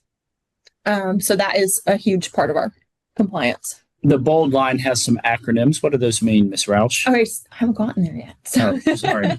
So stormwater management and soil conservation, that's primarily what I enforce whenever a DO comes in, a development order. So this would be making sure whenever a development comes in and they, clear their site and there's dirt everywhere, making sure that they have the proper silt fences, hay bales, which we just call erosion control measures around it, to make sure that we don't have increased stormwater runoff onto other properties, and then also sediment migrating off the property. So stormwater treatment per our code, we rely heavily on FDEP, the Florida Department of Environmental Protection. and Northwest Florida Water Management District standards. So whenever they update their stuff, we update ours. That's kind of the baseline across the state. Obviously, everybody has to meet those standards. We don't really have anything stricter than those standards, which the Lynn Haven actually goes by FDOT, which you all know is very strict. And other cities will have, obviously follow FDP in Northwest Florida, but they will implement maybe a stricter measure of you have to model a increased storm duration or storm intensity than what they require. And then Chapter 109 is kind of just telling people exactly what drainage controls we require, which is mostly just what FDEP requires. So green infrastructure, what we could improve upon would be encouraging green infrastructure. So I want to kind of put out there, we do not discourage green infrastructure now. Someone could come in and put any of this in their development at this moment and it would be fine. But what I find is that ponds are easy. They're well known. There is a lot of available data, spreadsheets. It's just the simple method. So that's what engineers kind of migrate to. So until a developer is willing or wants to do a more creative solution, this is kind of just what we're going to see everywhere. Or until we tell them that they must do something else. So some green infrastructure ideas would be bioswales or rain gardens, which is in the top right, planter boxes in the top left. The bottom is called a floating island, which you can add those in ponds or in, near outfalls. And they're really for like nutrient removal. So pollutants that get into those basins.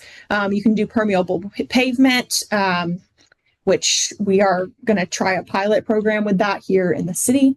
Green roofs, not so popular in Florida due to the weight and upkeep of them.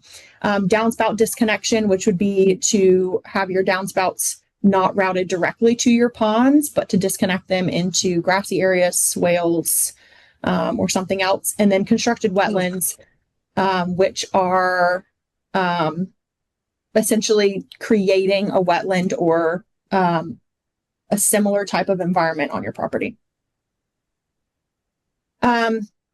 Next would be rainwater harvesting, which would be either connecting your downspouts to some type of harvesting barrel or an underground cistern. Green streets and alleys, which I kind of put a diagram of that on the top. It's very similar to our complete streets design, adding in either permeable pavement or permeable portions, bike lanes, bioretention areas in the medians and on the side strips, lots of trees, lots of native plants. Tree planting and urban trees. Obviously, we all know how important trees are for our stormwater system. Green parking. The bottom left is a very aggressive form of green parking, in my opinion, but it kind of shows you what the ideal situation would be. Land conservation, obviously conserving our wetlands and our drainage ways are very important for stormwater. And then living shorelines, which is the bottom right photo. All right, so I did kind of a quick sketch this morning for you guys to kind of explain what a engineer typically does when they are developing a site. So an completely undeveloped brand new site, they'll look at the contours, they'll say, okay, the water runs down, and the red line will shows you your time of concentration, which is the time that a drop hits the furthest point away from your outlet, the time it takes from it to get to that one point all the way out of your site. So whenever they're building the site, they're going to put the pond in the lowest point, and then they're going to put their building in their parking lot. So now your post-design time of concentration is the time it takes to get from the furthest point, in your parking lot to that catch basin, through the pipe and through the pond. Now, obviously, going across the grass takes a lot longer, or wooded area takes a lot longer than going across a parking lot and through a pipe. So your time of concentration is a lot less. So what that means is your water is leaving your site a lot faster than it was before your design. So that's why your pond has to be big, because we have to, our codes require people to attenuate. Attenuate means that water cannot leave your site faster than it did before you developed. So that's what the pond is there for, to hold on to the water and release it slowly so that we're not flooding our neighbors. So if you did it the green infrastructure way, what you would do is you would disconnect your parking lot pipe and your downspouts from the pond, and you would route it to like a rain garden or a cistern or tree planters, so that that first flush, which is your first amount of rainfall that carries all the pollutants. You think about when it rains, that first amount of water is what carries the oil, the gasoline, your trash off of the site and into your pond. So that first flush would be routed to a rain garden or a tree planter or a cistern where it could filter out the pollutants. And then once that rain garden reached its capacity, it could overflow into a smaller pond. So now if you look at your time of concentration, it's going across the parking lot into a pipe, into a rain garden, where it then sits and then eventually overflows into the pond. So our time of concentration is a lot longer. So our pond isn't completely eliminated, but the size is significantly reduced. Okay, the big scary stormwater utility. This is actually adopted in 1991 by the commission. It is based on ERUs, which are equivalent residential units. It has a lot to do with impervious area and dwelling size. All of that is in the code, and it's rather complicated to explain. But what it breaks down to is a residential property would have whatever the ERU rate is that would be set by commission times the number of dwelling units. And then a non-residential property would be based on the impervious area divided by the one ERU. So if say an ERU ended up being 2,000 square feet was an ERU, which is, you know, the average amount of impervious that a residential site has across all of the city. So you take, a 10,000 square foot impervious commercial property, divide it by the 2,000 square foot impervious, and you would times that by your ERU rate that commission set, and that's how much the non-residential or commercial property would pay. They couldn't have any less than one ERU, so they couldn't have any less than 2,000 square feet, which is not, that's pretty common for a commercial property to have at least the average residential amount.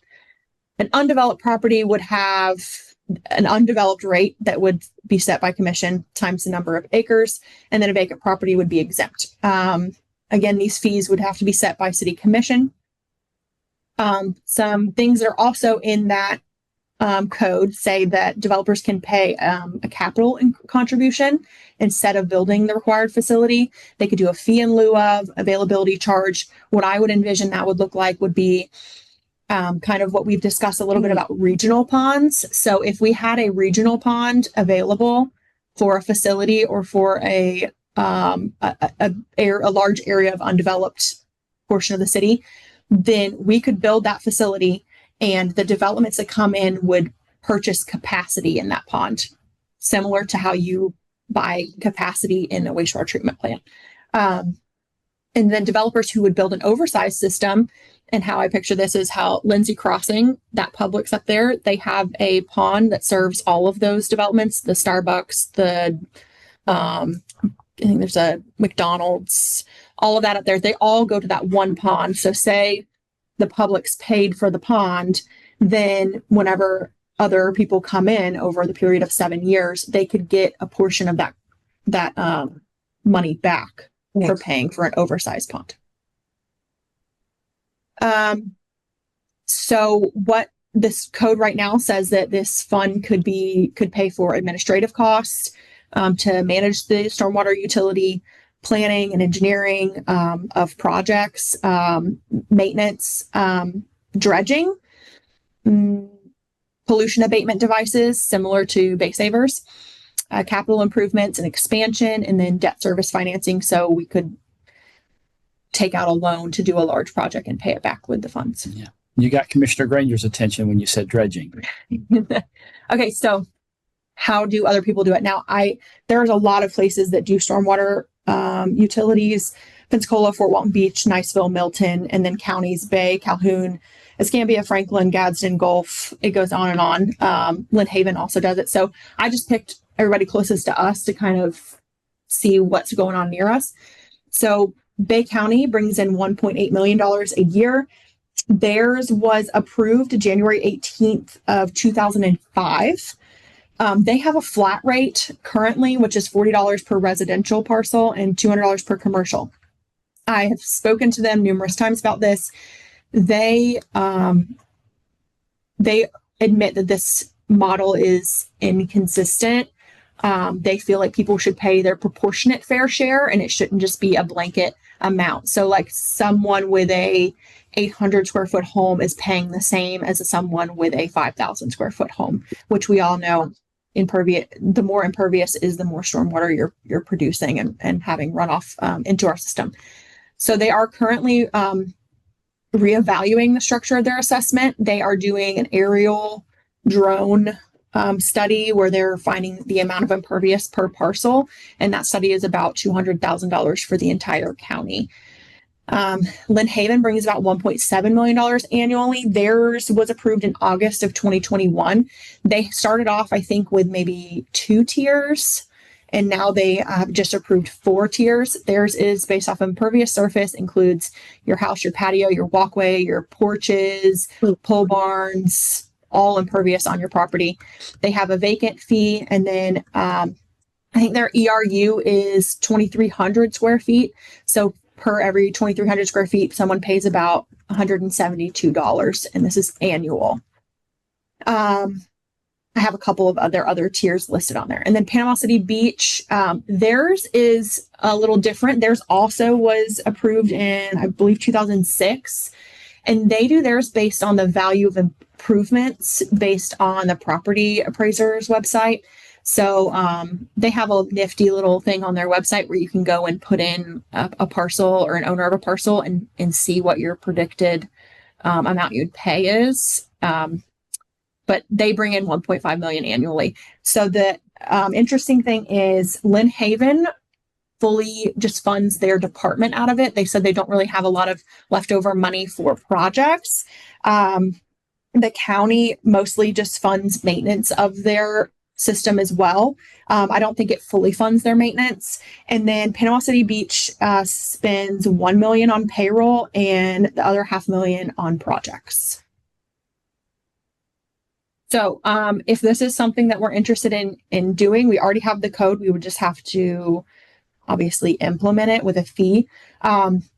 I would propose that we go into this with a reevaluation period of 5 to 10 years and say, hey, let's see how this goes, and we'll reevaluate and maybe restructure after that time period. Obviously, if there was a time period that you preferred, we would do a work plan. After we estimated about how much money we would bring in, we would create a work plan that would rotate through the wards to tell you, what projects we could do. Obviously, you would have input on what your priority projects are. But also, we do have a couple of projects that are already planned and on the shelf. We just don't have funds to do, or we may have a grant, but we need a match. This money could be used for match for a grant. And then there are some areas where we've talked about regional ponds. We could build regional ponds and attract developers, and then the developers could repay for that, and that money would just go back into the utility.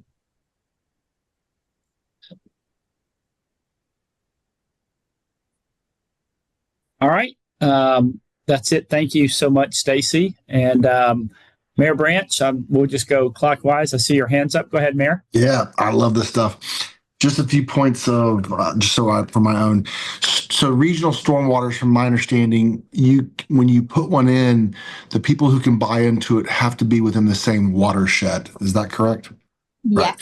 So it's not like you go put one in North Panama City somewhere and everyone gets to buy into it. It's only so when you really, I love the concept of, in lieu of stormwater ponds, you can buy into one, but it is an investment, and that does. And I would be in favor of doing that when there was a developer who says, hey, I can develop this land. I don't want to do stormwater. If you do this, I would do it in that situation. But it worries me to do an investment like that because investment is upfront capital in the hopes of recouping it. And so that does make me a little bit nervous that if we weren't able to recoup that later, it then turns into a later drain on the general fund. Definitely not a fan of introducing a new tax for stormwater unless the millage was brought down for the same amount. Like there's some sort of trade-off there, but in general, adding another assessment, not a big fan of that. I'm kind of working backwards down your presentation. Love the idea of all the road design stuff, and I mean, street trees everywhere. I love them. How do we get that as a framework where when we are designing our own roads, that is like a thing of like we expect street trees by storm drains and things like how do we take policy and turn it into action? Yeah, our complete streets ordinance does, it encourages that. So anytime that's not the case, there would have to be some type of reason why there was an exception in that. Well, I mean, my point would be, we have areas 011, 012 that don't have any street trees. So I guess in that literal instance, I would want to know why we didn't. I didn't, so like in practice, I'm not seeing street trees popping up other than on Harrison Avenue. And I wanted that to be almost a forced mechanism of like, we have to do it. So just kind of food for thought. You don't have to really totally explain that right here. So I want to make sure everyone has time. I did take notes too. How do we get, like, I love the low impact stuff. I mentioned the email. I did a bioswale behind history class just on my own. And so how do we take that framework and then encourage it? Do we go really strong with stormwater? Like we go aggressive? Like if you want to do a stormwater pond, it's going to be really big. But if you do these methods, you can do less. And so how do we encourage that? Because it's simpler math just to a stormwater pond and it's a known convention. So how do cities do that? How do they encourage it? Can I respond now? Yeah. Okay. So I think what we could do, kind of what I was talking about, with you can't eliminate a pond totally, but we could say that you have to have two methods of stormwater treatment on your property. You have to have either pervious pavement and a pond, or you have to have a rain garden and a pond. We could say that by mandating that they have more than one, it's going to force them to look at those other options. Like you said, we could make the ponds where if you do a pond, you have to model a 100-year storm and treat and attenuate for that. But if you add in a secondary element, then you only have to model your pond for 25 years, which is what we do now. That is an avenue. That's kind of, I was in this presentation, I wanted to see exactly what you guys were wanting to see. And then we could kind of flesh out the different ways to go about that and then present those to you to see which ones y'all like the best. I'd love to see how we, in life, it's always about incentivizing the action that you want, right? Yeah. And if it is tougher to do bioswales and those kind of things, then there should be some mechanism. The other concern in just looking at me as a person and a developer, I've learned so much over the past 7 years, but the civil engineering and the stormwater and the bioswales, I would be curious to know, there are cities that do pattern books for building plans where you can pick from a catalog. Is there some sort of like low impact development stormwater, like pre-existing design guide for like the new developer who's confused and scared and bewildered of why they're doing things with like trees and stuff? I would be interested in seeing that too. Like, how do other cities educate the small new developers through sort of showing them what they can do and not frustrating them or spinning their wheels of like, oh my God, there's going to be $70,000 in engineering fees and I don't know what that means, and sort of scaring them off. And then I'd love to discuss at some point, and we don't have to do it here, but you go through a lot of these new subdivisions and they don't have a single tree in the entire place. Whoa. Saving money, City Hall. Low impact energy lights. Anyways, Yeah, I would love to discuss or see how other cities encourage developers to add trees. You know, restoring our canopy back with anytime someone takes a deal on their property, maybe it's like, hey, here's 2 more trees, and maybe we give them the trees. You know, we have a lot of those tree giveaways. I'd love to see more of our canopy restored as well. But yeah, most of my thoughts and my notes are around, I love all the stuff you're showing. How do we get more of it? And it just becoming a natural thing that we do, everyone does, and they're excited about it versus stormwater ponds. Regarding trees, we do have a section of our code that speaks to protected trees. And if part of your development, you're supposed to have a tree survey. If you take out a protected tree, you're supposed to replace it with a tree of the same caliber. So there is a fee in lieu of, again, with that they would have to pay in the value of that tree. And then the city obviously would have a bank account where we could go and re-tree our areas. Yeah. But I also want to speak to 011 and 012. I think that's because it was funded by SRF and they didn't pay for the landscape. It was CDBG, and The design was it was- SRF, and then when we Yeah. got to it was CDBG funding, and all it did, and again, yes, we always want to look if we can to add greenery, but we didn't reduce any greenery. It was pretty much went back what was there. We didn't. I think there's one area where we're trying to, maybe add a little bit wider of a sidewalk, like on Park Avenue, because it was like 24 inches. But for the most part, far different from the Harrison Avenue project with 011 and 012. We went back kind of with what exactly was there for, in that footprint, just newer, upgraded utilities. And to that end, it was a very different project than streetscape. Yeah, the right of ways were pretty tight in that area as well. We were trying to get the bang for the buck in the downtown sidewalks. But I do understand maybe finding ways to incorporate tree planters and stuff. Really Even in parking lots, the one behind the Martin Theater has a little sort of, they have obviously drains with the grates, but then they have a sort of an overflow that goes into a rocky area before it goes into the drain. And I love all those little things. And just figuring out a way to encourage it and get more of those things is all I'd ask for. So we're actually looking at doing pervious pavement in those rocky areas. Yeah. And trying to get rid of the old, AstroTurf from Lowe's and put in some pervious type texture, which is also, safer to walk on as well. So, all right, Commissioner Street, your hand's up, sir. It's so weird the way the order keeps jumping around. It's really odd. All right, there now he's in the middle. So, Stacey, I appreciate the time you took when we were looking at an issue this last week. I did take some time to kind of put my thoughts down in a very simplified managed way for you to address this. And so it's so simple, it probably will not work in government. So the stormwater management utility, we've talked about this for several years, looked at it multiple times, seen some of the best practice. What I would be looking for and supportive of is a stormwater management utility in lieu of program.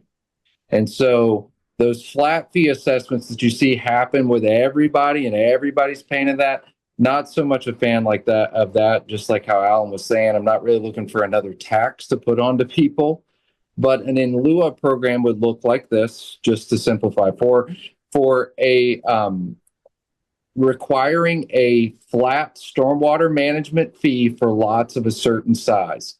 This would be very helpful on areas like MLK, where you've got smaller and shallow lots. This would be really popular in historic districts. So the only thing that your team would be focused on would be how to manage the offsite impact. So this fee could only go it would be restricted to it'd be limited to capacity improvement. So if somebody, instead of building a stormwater pond, they're going to go pay the city. But what is the city going to use that for? They're going to use it to go and increase our stormwater capacity that we have as the stormwater utility.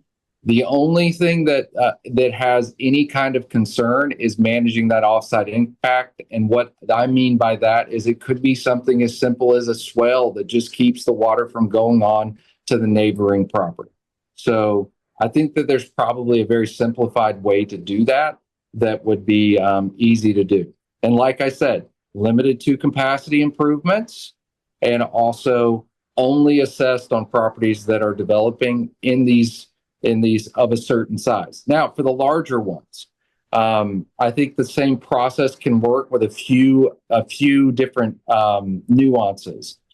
The management fee on a large scale project should be based upon the square footage of the impervious surface. So that means if someone's going to develop 1,000 square, or let's just say a big number, let's say 100,000 square feet of building impervious surface. Therefore, you would pay a square footage price of that. That means you're not building a stormwater pond. You're not going through the engineering and the complex that's going through that. And then we're taking those resources and we're going to expand the capacity of our stormwater system. So I would also encourage, and I have seen this done in other cities, allowing private property owners to sell their excess capacity. So you may have a low-lying property. We've got some that are around Lake Ware, not really buildable. You and I have talked about not encouraging people to build on wetlands. Well, but it's still private property. So one of the ways that we can encourage someone not to build on wetlands, not to build in areas that are low-lying, is allowing them to access value by selling that excess stormwater capacity into this utility fund. And so that's another way to handle it. I think that we could easily do this. St. Andrews is a great place to do this because we're low-lying. We're already in a floodplain, most of us in the historic district, but a stormwater management commercial district fund.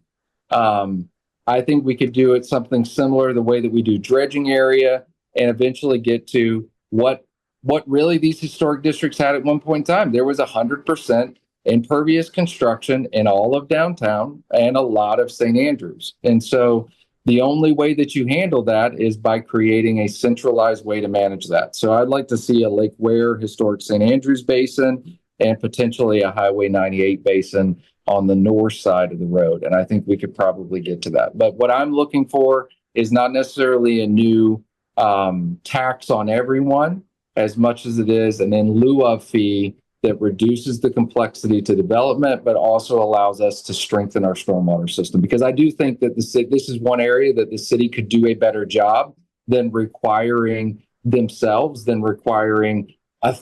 people have stormwater ponds on every single piece of property. I think that is a very not scalable solution, and it is very short term when we should be really focused on getting things in the long term. And I think this is one way to do it. So I'll put this in an email to you guys in a summary as well.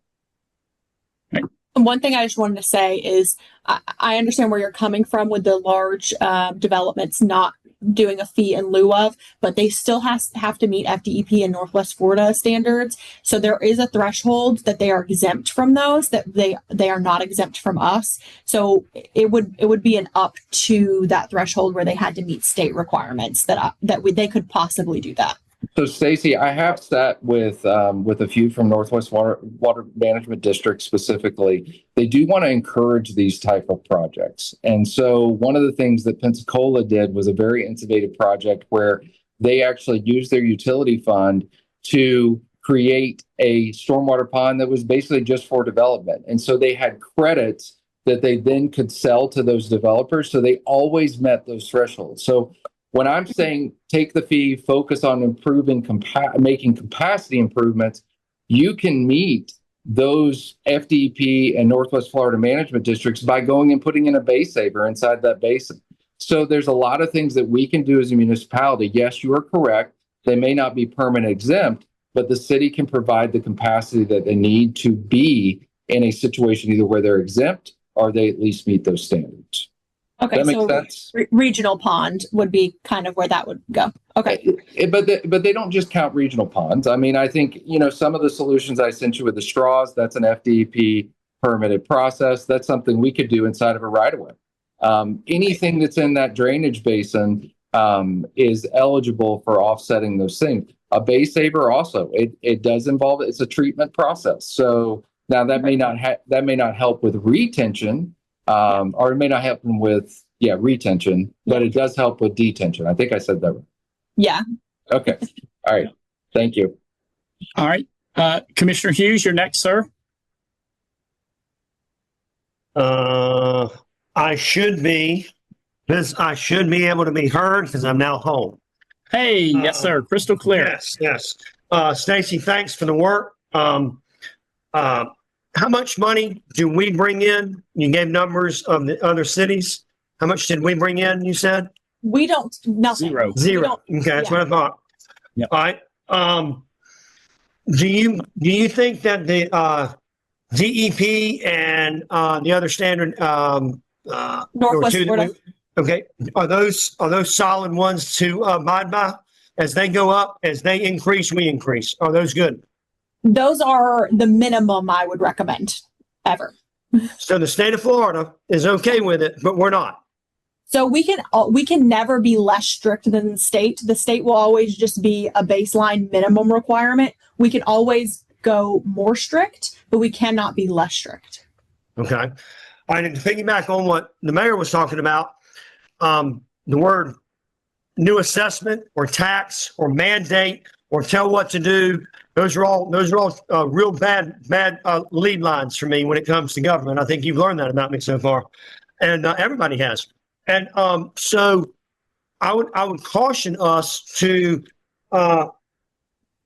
move slowly in how we were to implement change. Doesn't mean I don't think we need to change or improve. Just I would be very careful in how we do that so that we still are the business friendly city that we are trying to become. Today, if I want to build one of those rain gardens or rooftops, which I think are really cool, if I want to do something green today, can I get any credits for that, even though it's not a requirement of us? Credit. What do you mean by a Development credit? credits. I mean, if I offer to build instead of a stormwater pond, I offer to build a green parking lot. I'm just pulling one of those examples out. That's not in our code, is what you're saying, right? It's not expressly stated in our code, but there are no real mechanisms that are stated in our code. It just says that you need to treat and attenuate. But what method you do that is up to you. So you could do that now. Okay, so the stormwater pond being the only one that's ever used, has anybody come to you and said, hey, I want to try something different? Or have you said to them, hey, if instead of doing it this way, I know this is an option, and can we give them something for doing something different today? Do we have to change the rules in order to give them a benefit for doing something different today? Like the mayor did behind history class. No, we do not have a mechanism for giving them any type of credit, but people do something different. We have actually, as a city, have done something different in areas, the parking lot in St. Andrews. We use storm tech chambers, which was an underground stormwater treatment method, so that we don't have a stormwater pond and we could actually have extra parking. We've had other developments also use that. There's a nursing home on Jinx, I believe, that is using it, and then Circle K has used it. We see that rather frequently. But for example, a stormwater pond right now, the codes say that you have to have a littoral shelf, which is plantings. It's a very natural pond. To get away from doing that, you have to increase the capacity of your pond significantly. And across the board, engineers do that. They increase the capacity of their pond to not have to plant in it. And that's just what they would prefer to do. Okay, what's the board that I hear guys talking about so the water won't overflow? What's that called? Freeboard. Freeboard. So we have a higher freeboard requirement than, say, the next city over, or we want to move to that way? Right now, we have no freeboard requirement. Okay. So And I'm hearing that's a good idea from everybody. So from all the people that are building them, they're saying that's not a bad idea. Okay. So check on that one. Let's maybe we can implement that now. And I've had 3 engineers and 4 builders tell me that's not a bad idea. to do no freeboard. I did not know what it was, but I knew after they explained it to me of what it is. And that's why I couldn't remember the name of it. They say that's a good idea that the city could implement for stormwater ponds that you had been talking about. So what I'm saying is that's something that we don't have now, but people are saying, hey, Robbie, of all the crazy things Panama City's coming up with these days, there's a good idea. Okay. Yeah. Made me think about that. Okay. Trees. I'm with you, Alan. Now, I would encourage y'all, drive through Baldwin Road townhomes, drive through any St. Joe subdivision that's been built in the last 5 to 10 years. Every one of them had at least just a requirement of 1 tree in their front yard. Okay, just one. Drive through them now, and it's a oak tree lined street. That was because the developer made that a requirement, not the city. Okay. The unfortunate part about that is the developer made that a requirement, not the city. And so, how is there a way that we can partner with that? If you include a tree as a requirement of building, here's a credit. Okay, here's something we're going to give you if you help us. That way, the city's not requiring it as you don't have to do it. Okay, now should every subdivision have a tree in their front yard? I agree. Yes, ma'am. I do agree with that. When you're trying to build affordable, we've learned that we can have tree giveaways. So there's somewhere that I think that developer could go. We can have whatever tree bank we're using right now. Is that a possibility that we cut an agreement with them that says any developer that's in a low to moderate income development, they have the ability to come to you and buy trees. Whereas before, it's going to be up to the builder to do that on each lot. So you maybe have 10 builders. Now you've got some trees for those builders to come from, and they can buy at a lesser price. Now you've got trees in every place. And to Alan's point, even on Park Avenue, I think that there's a large sidewalk in the back there. We could have cut that sidewalk down because I think there's going to be less foot traffic behind those buildings than there are in the front.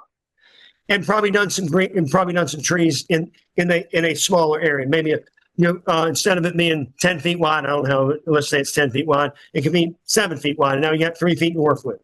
There's a way that we can add trees in every road development. I just think we need to be creative. We may not need that large sidewalk in every place. The other idea of planting trees, what we've learned. Did we know that a pine tree drinks 25 gallons of water a day? No, I did not know that until we don't have them. And one of the reasons we have gnats and mosquitoes in Panama City, it's really fun, is I know that we're doing the tree giveaways, and I know that that's helping. But in the development, if somebody can plant trees somewhere else, okay, maybe there's a road, maybe there's an old road, maybe there's somewhere that planting, these 2 blocks would really beautify.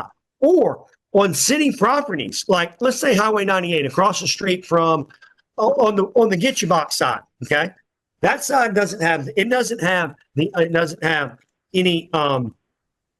have the power lines or any of that. So somebody can go in there and beautify a roadway for us, okay, and get credits in their development.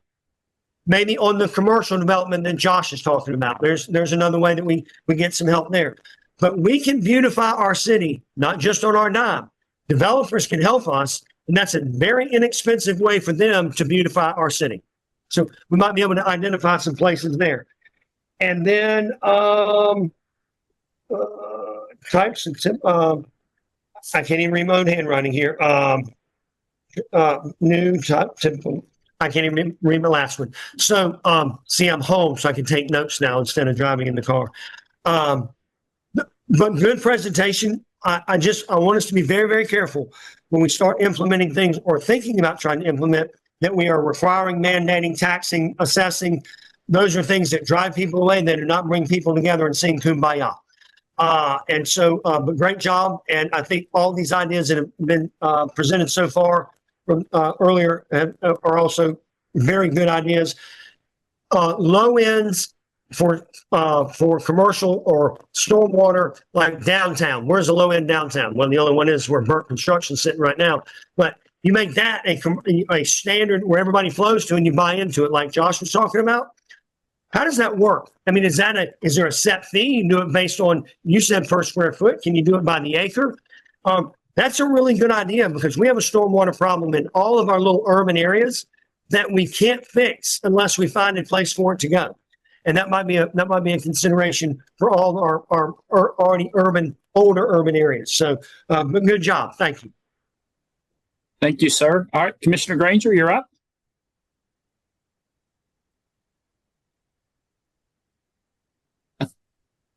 I don't know if you're muted or not. We can't hear you. Yeah. All right. So, rookie. So I never thought I would hear Robbie Hughes advocate for the city to tell people what they should do on their property. No advocation. No advocation. Just messing with you, man. I'm just giving you a hard time. No, I mean, I think what you're hearing from the rest of us, and I'll echo what I've already heard others say, is that I have no interest in creating another tax, but I do think that there is a way forward with this. I'm not going to hash out what the others have said. I do support it, and I support what Robbie was saying there at the end of, I don't want to go to single residences and businesses and say you have another tax that you have to pay just for existing. I don't want to do like what Lynn Haven did and try to calculate up how much their impervious surface is and then say, here's a number. I don't really know where it came from, but here's a number and you have to pay it based on that. It feels very, very familiar to the fire assessment prior to what that used to be. And I know that in Lynn Haven, it's not a very popular thing because of that reason. Anytime we put any kind of fees or anything on the citizenry, it definitely needs to be easily explained, and it needs to have a very easy link back to what it is, right? But obviously, I think this is needed. I think that we need to move forward with something. So I do like the idea of making this kind of in lieu of and on newer or new build type stuff. Absolutely agree with the idea of let's encourage what we want more of. And I think that governments in general tend to use the stick more so than the carrot, because it's just easier. It's just easier just to make a rule and say, nope, you can't do this, you have to do that. And ultimately, who ends up paying the price is the people who try to do business in the city of Panama City, the people who live in the city of Panama City. And I would much rather see more carrot style policy that encourages the use. If they still want to do a stormwater pond, let them do the stormwater pond. But I like the idea of a credit. I don't know what that looks like.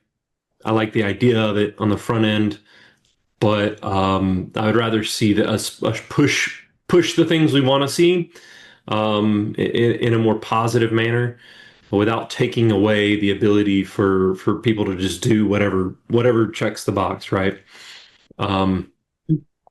Yeah, that's it. That's pretty much where I'm at. I would not support if this came across and it was, hey, we're going to tax the citizenry, or we're going to put an assessment on the citizenry across the board. I, at this point in time, I would not support it. So, but Yep. Thank you for the presentation. I think there's a path forward where we don't have to do that. Yep. All right, Mayor Branch, your hand's up. I'm sorry, Commissioner Lucas, I'm not trying to skip you. I didn't see your hand up. Did you want to speak, ma'am? Well, I didn't put my hand up because you said you were going to go in order. Well, Earlier. I did say that, but then Yeah. it keeps changing. So I don't know if it's Okay. changing on your end, but it changes on my end. So I apologize, ma'am. Please go ahead. No, that's okay. That's okay. First, Stacy, thank you for this presentation and for your passion. And please share that with the department, because looking at that first slide, we are doing a lot with so very little, and we're teeter-tottering. You know, it doesn't take a Cat 1 hurricane. It just takes a heavy rain, you know, for days that could throw everything off whack. And I'm sure you've been there, where you've had to get back on the horse after cleaning up after some flooding. So understanding that, the utility fee in lieu of moving in that direction moves us more toward being intentional and proactive in creating the city that we want to have. Right now, with our stormwater division, we're reacting to what's going on and inching with, you know, forward. But with what you've brought us, we can definitely move forward. I concur that this is not a tax. It's not an assessment. This is a utility fee. We have a utility problem, and we're trying to fix it. And with that, there are ways that we can lessen the impact of what we're doing. And my colleagues have already referred to those: incentivizing green infrastructure, fee in lieu of, and so forth. I think it's time for us to pursue it, particularly with the encouragement that we're giving to development. But I also think it's very important to have that education piece, because many folk don't understand. It's like, oh, yes, I got this piece of property and I'm ready to go and develop it. And then they come and, the planning department rains on their parade because you've got to have this and you've got to have that. And your property, your land is below the street and you've got to build it up. And then, they're discouraged. And I think there's a way that we can address that and bring them along, as opposed to dumping all that on them, bursting their bubble and leaving them to go lick their wounds. I think we can do that. And certainly with the presentation that you've given us here, you can be a part of that. And we can even engage our colleagues in education at the university, the college, high schools, even to help with that regard. And will you be joining us at the small scale development workshop? I know we'll have some city staff there as we're talking to potential small scale developers. Friday, November 14th, all day. Yes. So it's not in the evening, it's during the day. Oh, Yeah, 8 to 5 at the Glenwood Community Center. yeah, I would be happy to attend where I can. Yeah. Well, I don't know. I just know that there will be some city staff there, and we'll be talking about with novices, right? Developing properties. Not everybody will be a novice, but many folk will. And stormwater is something that is a part of development that I think the average Joe doesn't understand, doesn't think about. Mm-hmm. Yes, I'm very often the bad guy in the development meetings. All right, Mayor Branch? Yeah, just Stacey, if you don't mind clarifying, don't mind clarifying, how does downtown have no stormwater requirements? So because of the way downtown, I think it's in a different district. So I think it has separate rules. It still meets the requirement that it cannot have negative offsite impacts. But to this date, I don't think I've had a single development in downtown that hasn't already been lot line, or, if they were to develop any more, it's less than our 2,000 square foot net new impervious threshold. Now, there are some lots that would potentially have that, but also downtown does have the benefit of a good amount of the undeveloped property being a direct outflow to the bay, which would require it to only have treatment and not attenuation, which is a much smaller lift.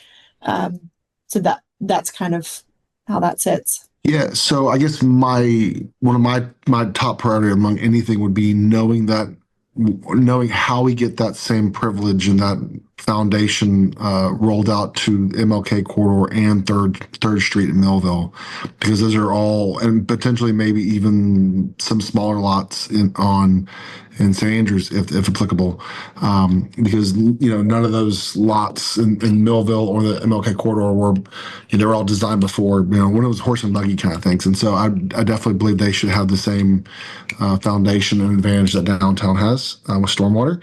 The bioswale that I built was really because I just find stormwater interesting, and it was not required. It was me having to dig the concrete up anyways and being like, how much rock do I have to put down here to make it, my bioswale? And so that's why I did it. It was just because it's fun. But my top priority would be ensuring that those districts have the same level playing field that downtown has. And none of my projects would have worked out at all with stormwater requirements. None of them, every single one. And in parking as well. And so those are my top two for those neighborhoods. All right, Commissioner Street? I actually didn't know that downtown was exempt from stormwater. So It's not like, I don't know that I would say exempt. yeah, it doesn't have the same requirements. let me answer this question. Did Indigo have to do stormwater? So Indigo was a direct outfall to the bay. So They would be different just because they're right there. Yeah, on the but back. the short answer is yes. They absolutely designed there's stormwater collection on the property, but it goes right out to the bay to Mr. Zimmerman's point. So they only had to do treatment. Okay. basically they just directed it all to the bay. Okay. All right. Yeah. I agree with Alan. I think that there's got to be, I want to understand what the rules are so that they're applied fairly from that standpoint. I'm not saying that they're not being applied fairly, but that was new information that I didn't quite know. I do have two questions. One, you made mention that there's $55,000 in materials, but I counted in construction, concrete, pothole crew, there's 18 in personnel. So how are we getting Drainage only. Drainage only was the 55,000. Oh, okay. So just for drainage, like we have money set aside, like we can go construct a sidewalk. There's money to do that. Yes, so that would Okay. be I in the got you. streets budget alone. So the streets is kind of split up into like streets, which I think is 1410, and then 1420 is drainage, something like that. So the streets budget has your asphalt and your concrete. The drainage budget would be your pipes and anything related to inlets and stuff like that. There's four different divisions in there. So That explained, because I saw 55,000. I'm like, we got 18 people. What the heck are they doing? That's what I thought. No. So, the other question I have is, do we have a process in which we are keeping track of the excess capacity that we are creating through certain projects? Like, for instance, we are going and doing lane narrowing and many of the streets. That is a massive reduction in impervious surface in doing so. I know we created excess capacity in Harrison Avenue streetscape because there was no capacity there in the first place. It was completely just that. We created capacity St. Andrews parking lots. We've done it 98 and 19th with a voluntary home buyout. Hintz Park is another good example of that. Do we have a process in which we're already tracking our capacity that we're creating through these projects? So unfortunately, it seems like it should be excess capacity, but all of our systems are undersized. So we're actually making up for the capacity that we needed. So Hintz Park Pond flooded. So that park was designed to handle the flooding. There may be some large events that it still is not at a full capacity because we are restricted by its outfall, which is the rail ditch. The Calhoun, Cincinnati and Lake area that we did the voluntary home buyout, we have designed a pond there to account for that. But again, that area flooded. And so that pond is designed to mitigate the wetland that's upstream that feeds it. And then the outfalls at the street to hold it to help the pond that it flows into at the 19th and Beck location reduce its capacity. So all of the projects that we're doing are actually allowing our system to operate effectively. There's no excess capacity being generated. So I agree with what the statement that you're making, but when we're talking about being required to do something by the state with FDEP and Northwest Florida Management District, we start with a baseline and we need to track our baseline because that excess capacity is something we could be selling to private development to see their projects move forward faster, then hence increasing our tax base, allowing you to have more than $55,000 to go fix drainage. And so while, yes, we're addressing issues, as far as the state is concerned, we are creating excess capacity from our original capacity. And that is stuff that we can count and also sell to development. And so I understand what you're saying is where we're fixing issues. Yes, we are. But part of fixing those issues is creating an opportunity that allows us to simplify the process specifically on redevelopment and in our historic districts to allow them to move forward faster. It'd be no different than if we go and say, hey, look, there's a corner that's flooding, such as 14th and Beck Avenue, and we create excess capacity that's there over our baseline today. That is all credits that we can apply to any development that we want to do, whether it's city, creating a new road, or whether it's private development, creating a new, food court or something like that. So yes, what you're saying is true, but I would like to see us utilizing that capacity to encourage redevelopment. is really what I'm trying to say. Yeah, I understand. I just would caution that if we did that to a 1-to-1 ratio, we could see that corner reflooding or whatever the flooding that people are seeing in their homes. If we were to use that area for a stormwater pond and have that capacity, that it could spread to other homes. So that's kind of the danger that we have to balance. But I do understand what you're saying is, we can't just constantly be at a net zero capacity. So a good example is 19th voluntary home buyout. You've got a pond that's designed.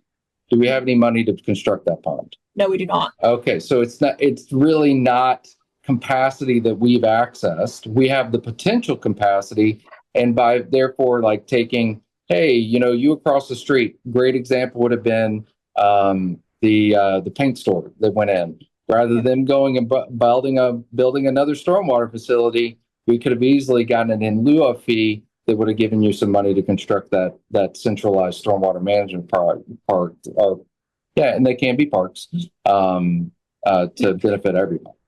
Exactly. We have right now, off the top of my head, 3 large stormwater projects, I think maybe in 3 different wards, that we have fully designed with no funds to complete them.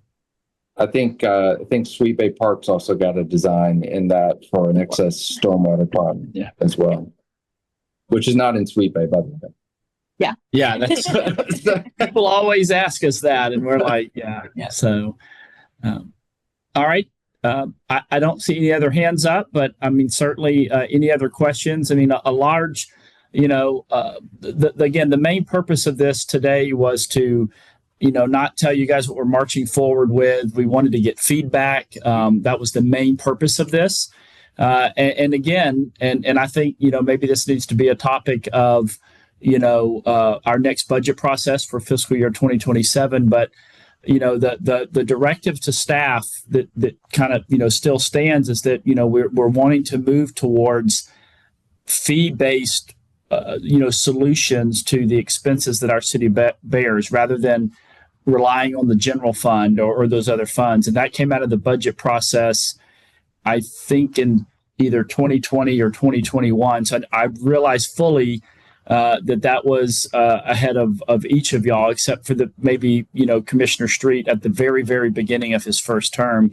And so we continue to work towards that effort. But if there's other ideas, other directions that the commission would like us to take, we're definitely open to researching all of that. So yes, sir, Mayor Branch. So just for my own sanity, we had all these discussion points and great ideas. What's the next step just in general? Is it next budget season we start talking about things that we discussed here, or what's the next? Yeah, great question. So I would say, we've had a lot of senior staff around the table with me that have also heard this. So I think, would plan to have some, one huddle on stormwater and one huddle on the special events permit in that whole process, and kind of download the feedback that we asked for and got from y'all today, and then and then move forward. I mean, I think there are, and look, I hopefully I'm willing to admit we don't always communicate as well, but I hope I have framed myself in the last 18 months as someone that likes to collaborate and not really force anything. That being said, I know, if you ask anybody that wants to do something with the city where it costs money, hey, things have gotten more expensive and we're feeling that too. We really need to start charging more. What do you think? I wouldn't want to do it if I was I don't want to pay more. I'd rather just kind of stay the way it was. But again, we see across a multitude of things the pressure that's putting on the general fund. And so I do want to be careful as we move forward that, that we're not forcing the general fund to subsidize anything, development, special events that groups are doing. I know that was one of the limitations in the past on nonprofits that, if someone wants to contribute to a nonprofit, they should do that on their own, not necessarily through their tax dollars to either the city or the state or the federal government. And so, I'm mindful of it, and I think that's where, at least at one point in our city's recent history, that was the direction that we started to go. moving towards kind of that fee-based approach to a lot of these expenses. So again, we want that feedback. And I know that, we here at the city have a pretty strong network, but we know that you elected officials do as well, because in your efforts to be successful to represent the men and women and businesses of Panama City, y'all have talked to far more people than we ever could in your, knocking on doors and speaking at public events. So, the feedback from y'all is very critical and very valuable. At the end of the day, y'all are the decision makers that hold the authority for spending and direction and policy for our city. So yes. So the goal of these meetings were to help staff feel like they could run forward with some just broad consensus or discussion, and to where they're bringing back things that we discussed ongoing. Like, hey, remember that thing we talked about in that meeting? Here's that little nugget that came out of it. They're working towards something. So it didn't sound like we were like, it sounded like you're hinting around like we're going to add an assessment. Pretty much a lot of consensus not to do that. We technically already have the stormwater utility. Yeah. It's just, there's just no fee associated with it. And, which sounds great. Yeah. And so, however, again, managing stormwater is, it's expensive. Mm-hmm. And so, but yeah, and that's kind of thing, some of those, I call them a takeaway. I'll ask the staff, okay, based on that workshop, what do you see was kind of the takeaway from our elected officials? So okay, good. It's kind of like the final few points in a sermon before the benediction is given. So as long as we're taking these and moving forward. Yes, sir. Commissioner Street, your hand's back up, sir. Yeah, I would love to see an in lieu of program before next budget year. And so that is not a new fee. That is us strictly taking into account the capacity that we're creating, selling it and allowing us to fund further improvements. So the parameters that I gave you, I am in full support of moving as quickly as you can. But if you do bring something like what the beach has, Lynn Haven has, and things like that, I don't think that's the next step. I think the next step is let's simplify. And I think this can be the best of both worlds from the standpoint of getting something started. And you might find that from a CRA board, we might make contributes into these funds if we can get some identified projects that pull it off the ground and make redevelopment easier, because that's our goal on that board. I perked my ears up. So what I'm kind of hearing is that maybe in areas where we have smaller lots, where we have restricted development, that you may want to waive the city's minimum stormwater requirement for a fee in lieu of until they trigger the state's requirement. Then it's out of our hands. And sell them excess capacity so that they can actually get waivered from FDEP and Northwest Florida management requirements as well. Yeah, where possible, because I do feel like there's some areas where we may be constricted based on available area even to us, but we could potentially upsize our lines if they are below the threshold and allow them to be exempt. Stacy, a simple one, the one that's being talked about in Janice's ward. We have alleyways that we're abandoning all the time. Like, we could be turning those into stormwater capacity projects. I mean, we have more land than we could ever think about what we could do with, in this commission's perspective, like creating capacity from stormwater that you can sell to help redevelopment is 100% something that I could support every day of the week. You could bring me back something next week and I would vote to support that. Okay. And I think Alan's nodding his head over and over again. So I think there's at least consensus with two in that. Brian's nodding his head. He's just not doing it very fast. Rain gardens, alleys. Yeah. And then I heard from Robbie and Mayor Branch that we want to incentivize trees in neighborhoods, on city streets. And I'm assuming that you would want that added into our code as like a minimum, or maybe a fee in lieu of if they don't want to do it, so that we could do it elsewhere or something similar. Is that right?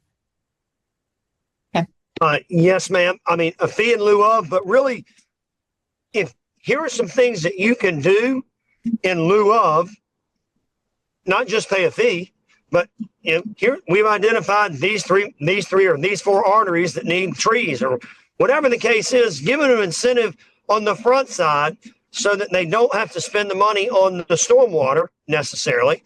To Josh's point, if the stormwater is behind them, they don't need trees back there and they need trees up here. Give them a credit for doing it up there and it's all going to flow back. I mean, there's ways to do that. But yes, ma'am, but trees on every city road is got to be, we got to do a beautification project somehow, and we can do it through trees. So, and we can even look at, we can work with, Mr. Fuller and Miss Haley about, working into the ULDC, incentive programs if they do want to do green options, because those incentives aren't really there right now. Yeah. So, obviously we got to run it through the traps with, the legality of it all. But we've got a decent attorney, so we can figure that out, and if that's something that the board would like us to incentivize, kind of green options for stormwater as opposed to the standard pond that engineers, not just city engineers, but even engineers for developers, because again, it's quick and easy and simple. I think you should be given That's what we're talking about. I think you should be given a credit if you keep a century oak on your property. You should be given some type of credit and a plaque. And as far as I'm concerned, proclamation from the city. So at this point, so there's got to be. And Josh, to that point, I mean, you might have to redo your entire how you're going to build your layout for that. But I agree with you. Just did it. That's the century oak we're never going to get back in our lifetime. So 100%, you should get something big for that.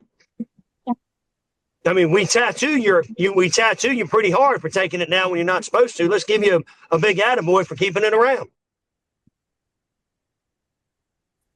All right. We got final 4 minutes. All right. Commissioner Granger, you good? All right. So, Commissioner Lucas, you good?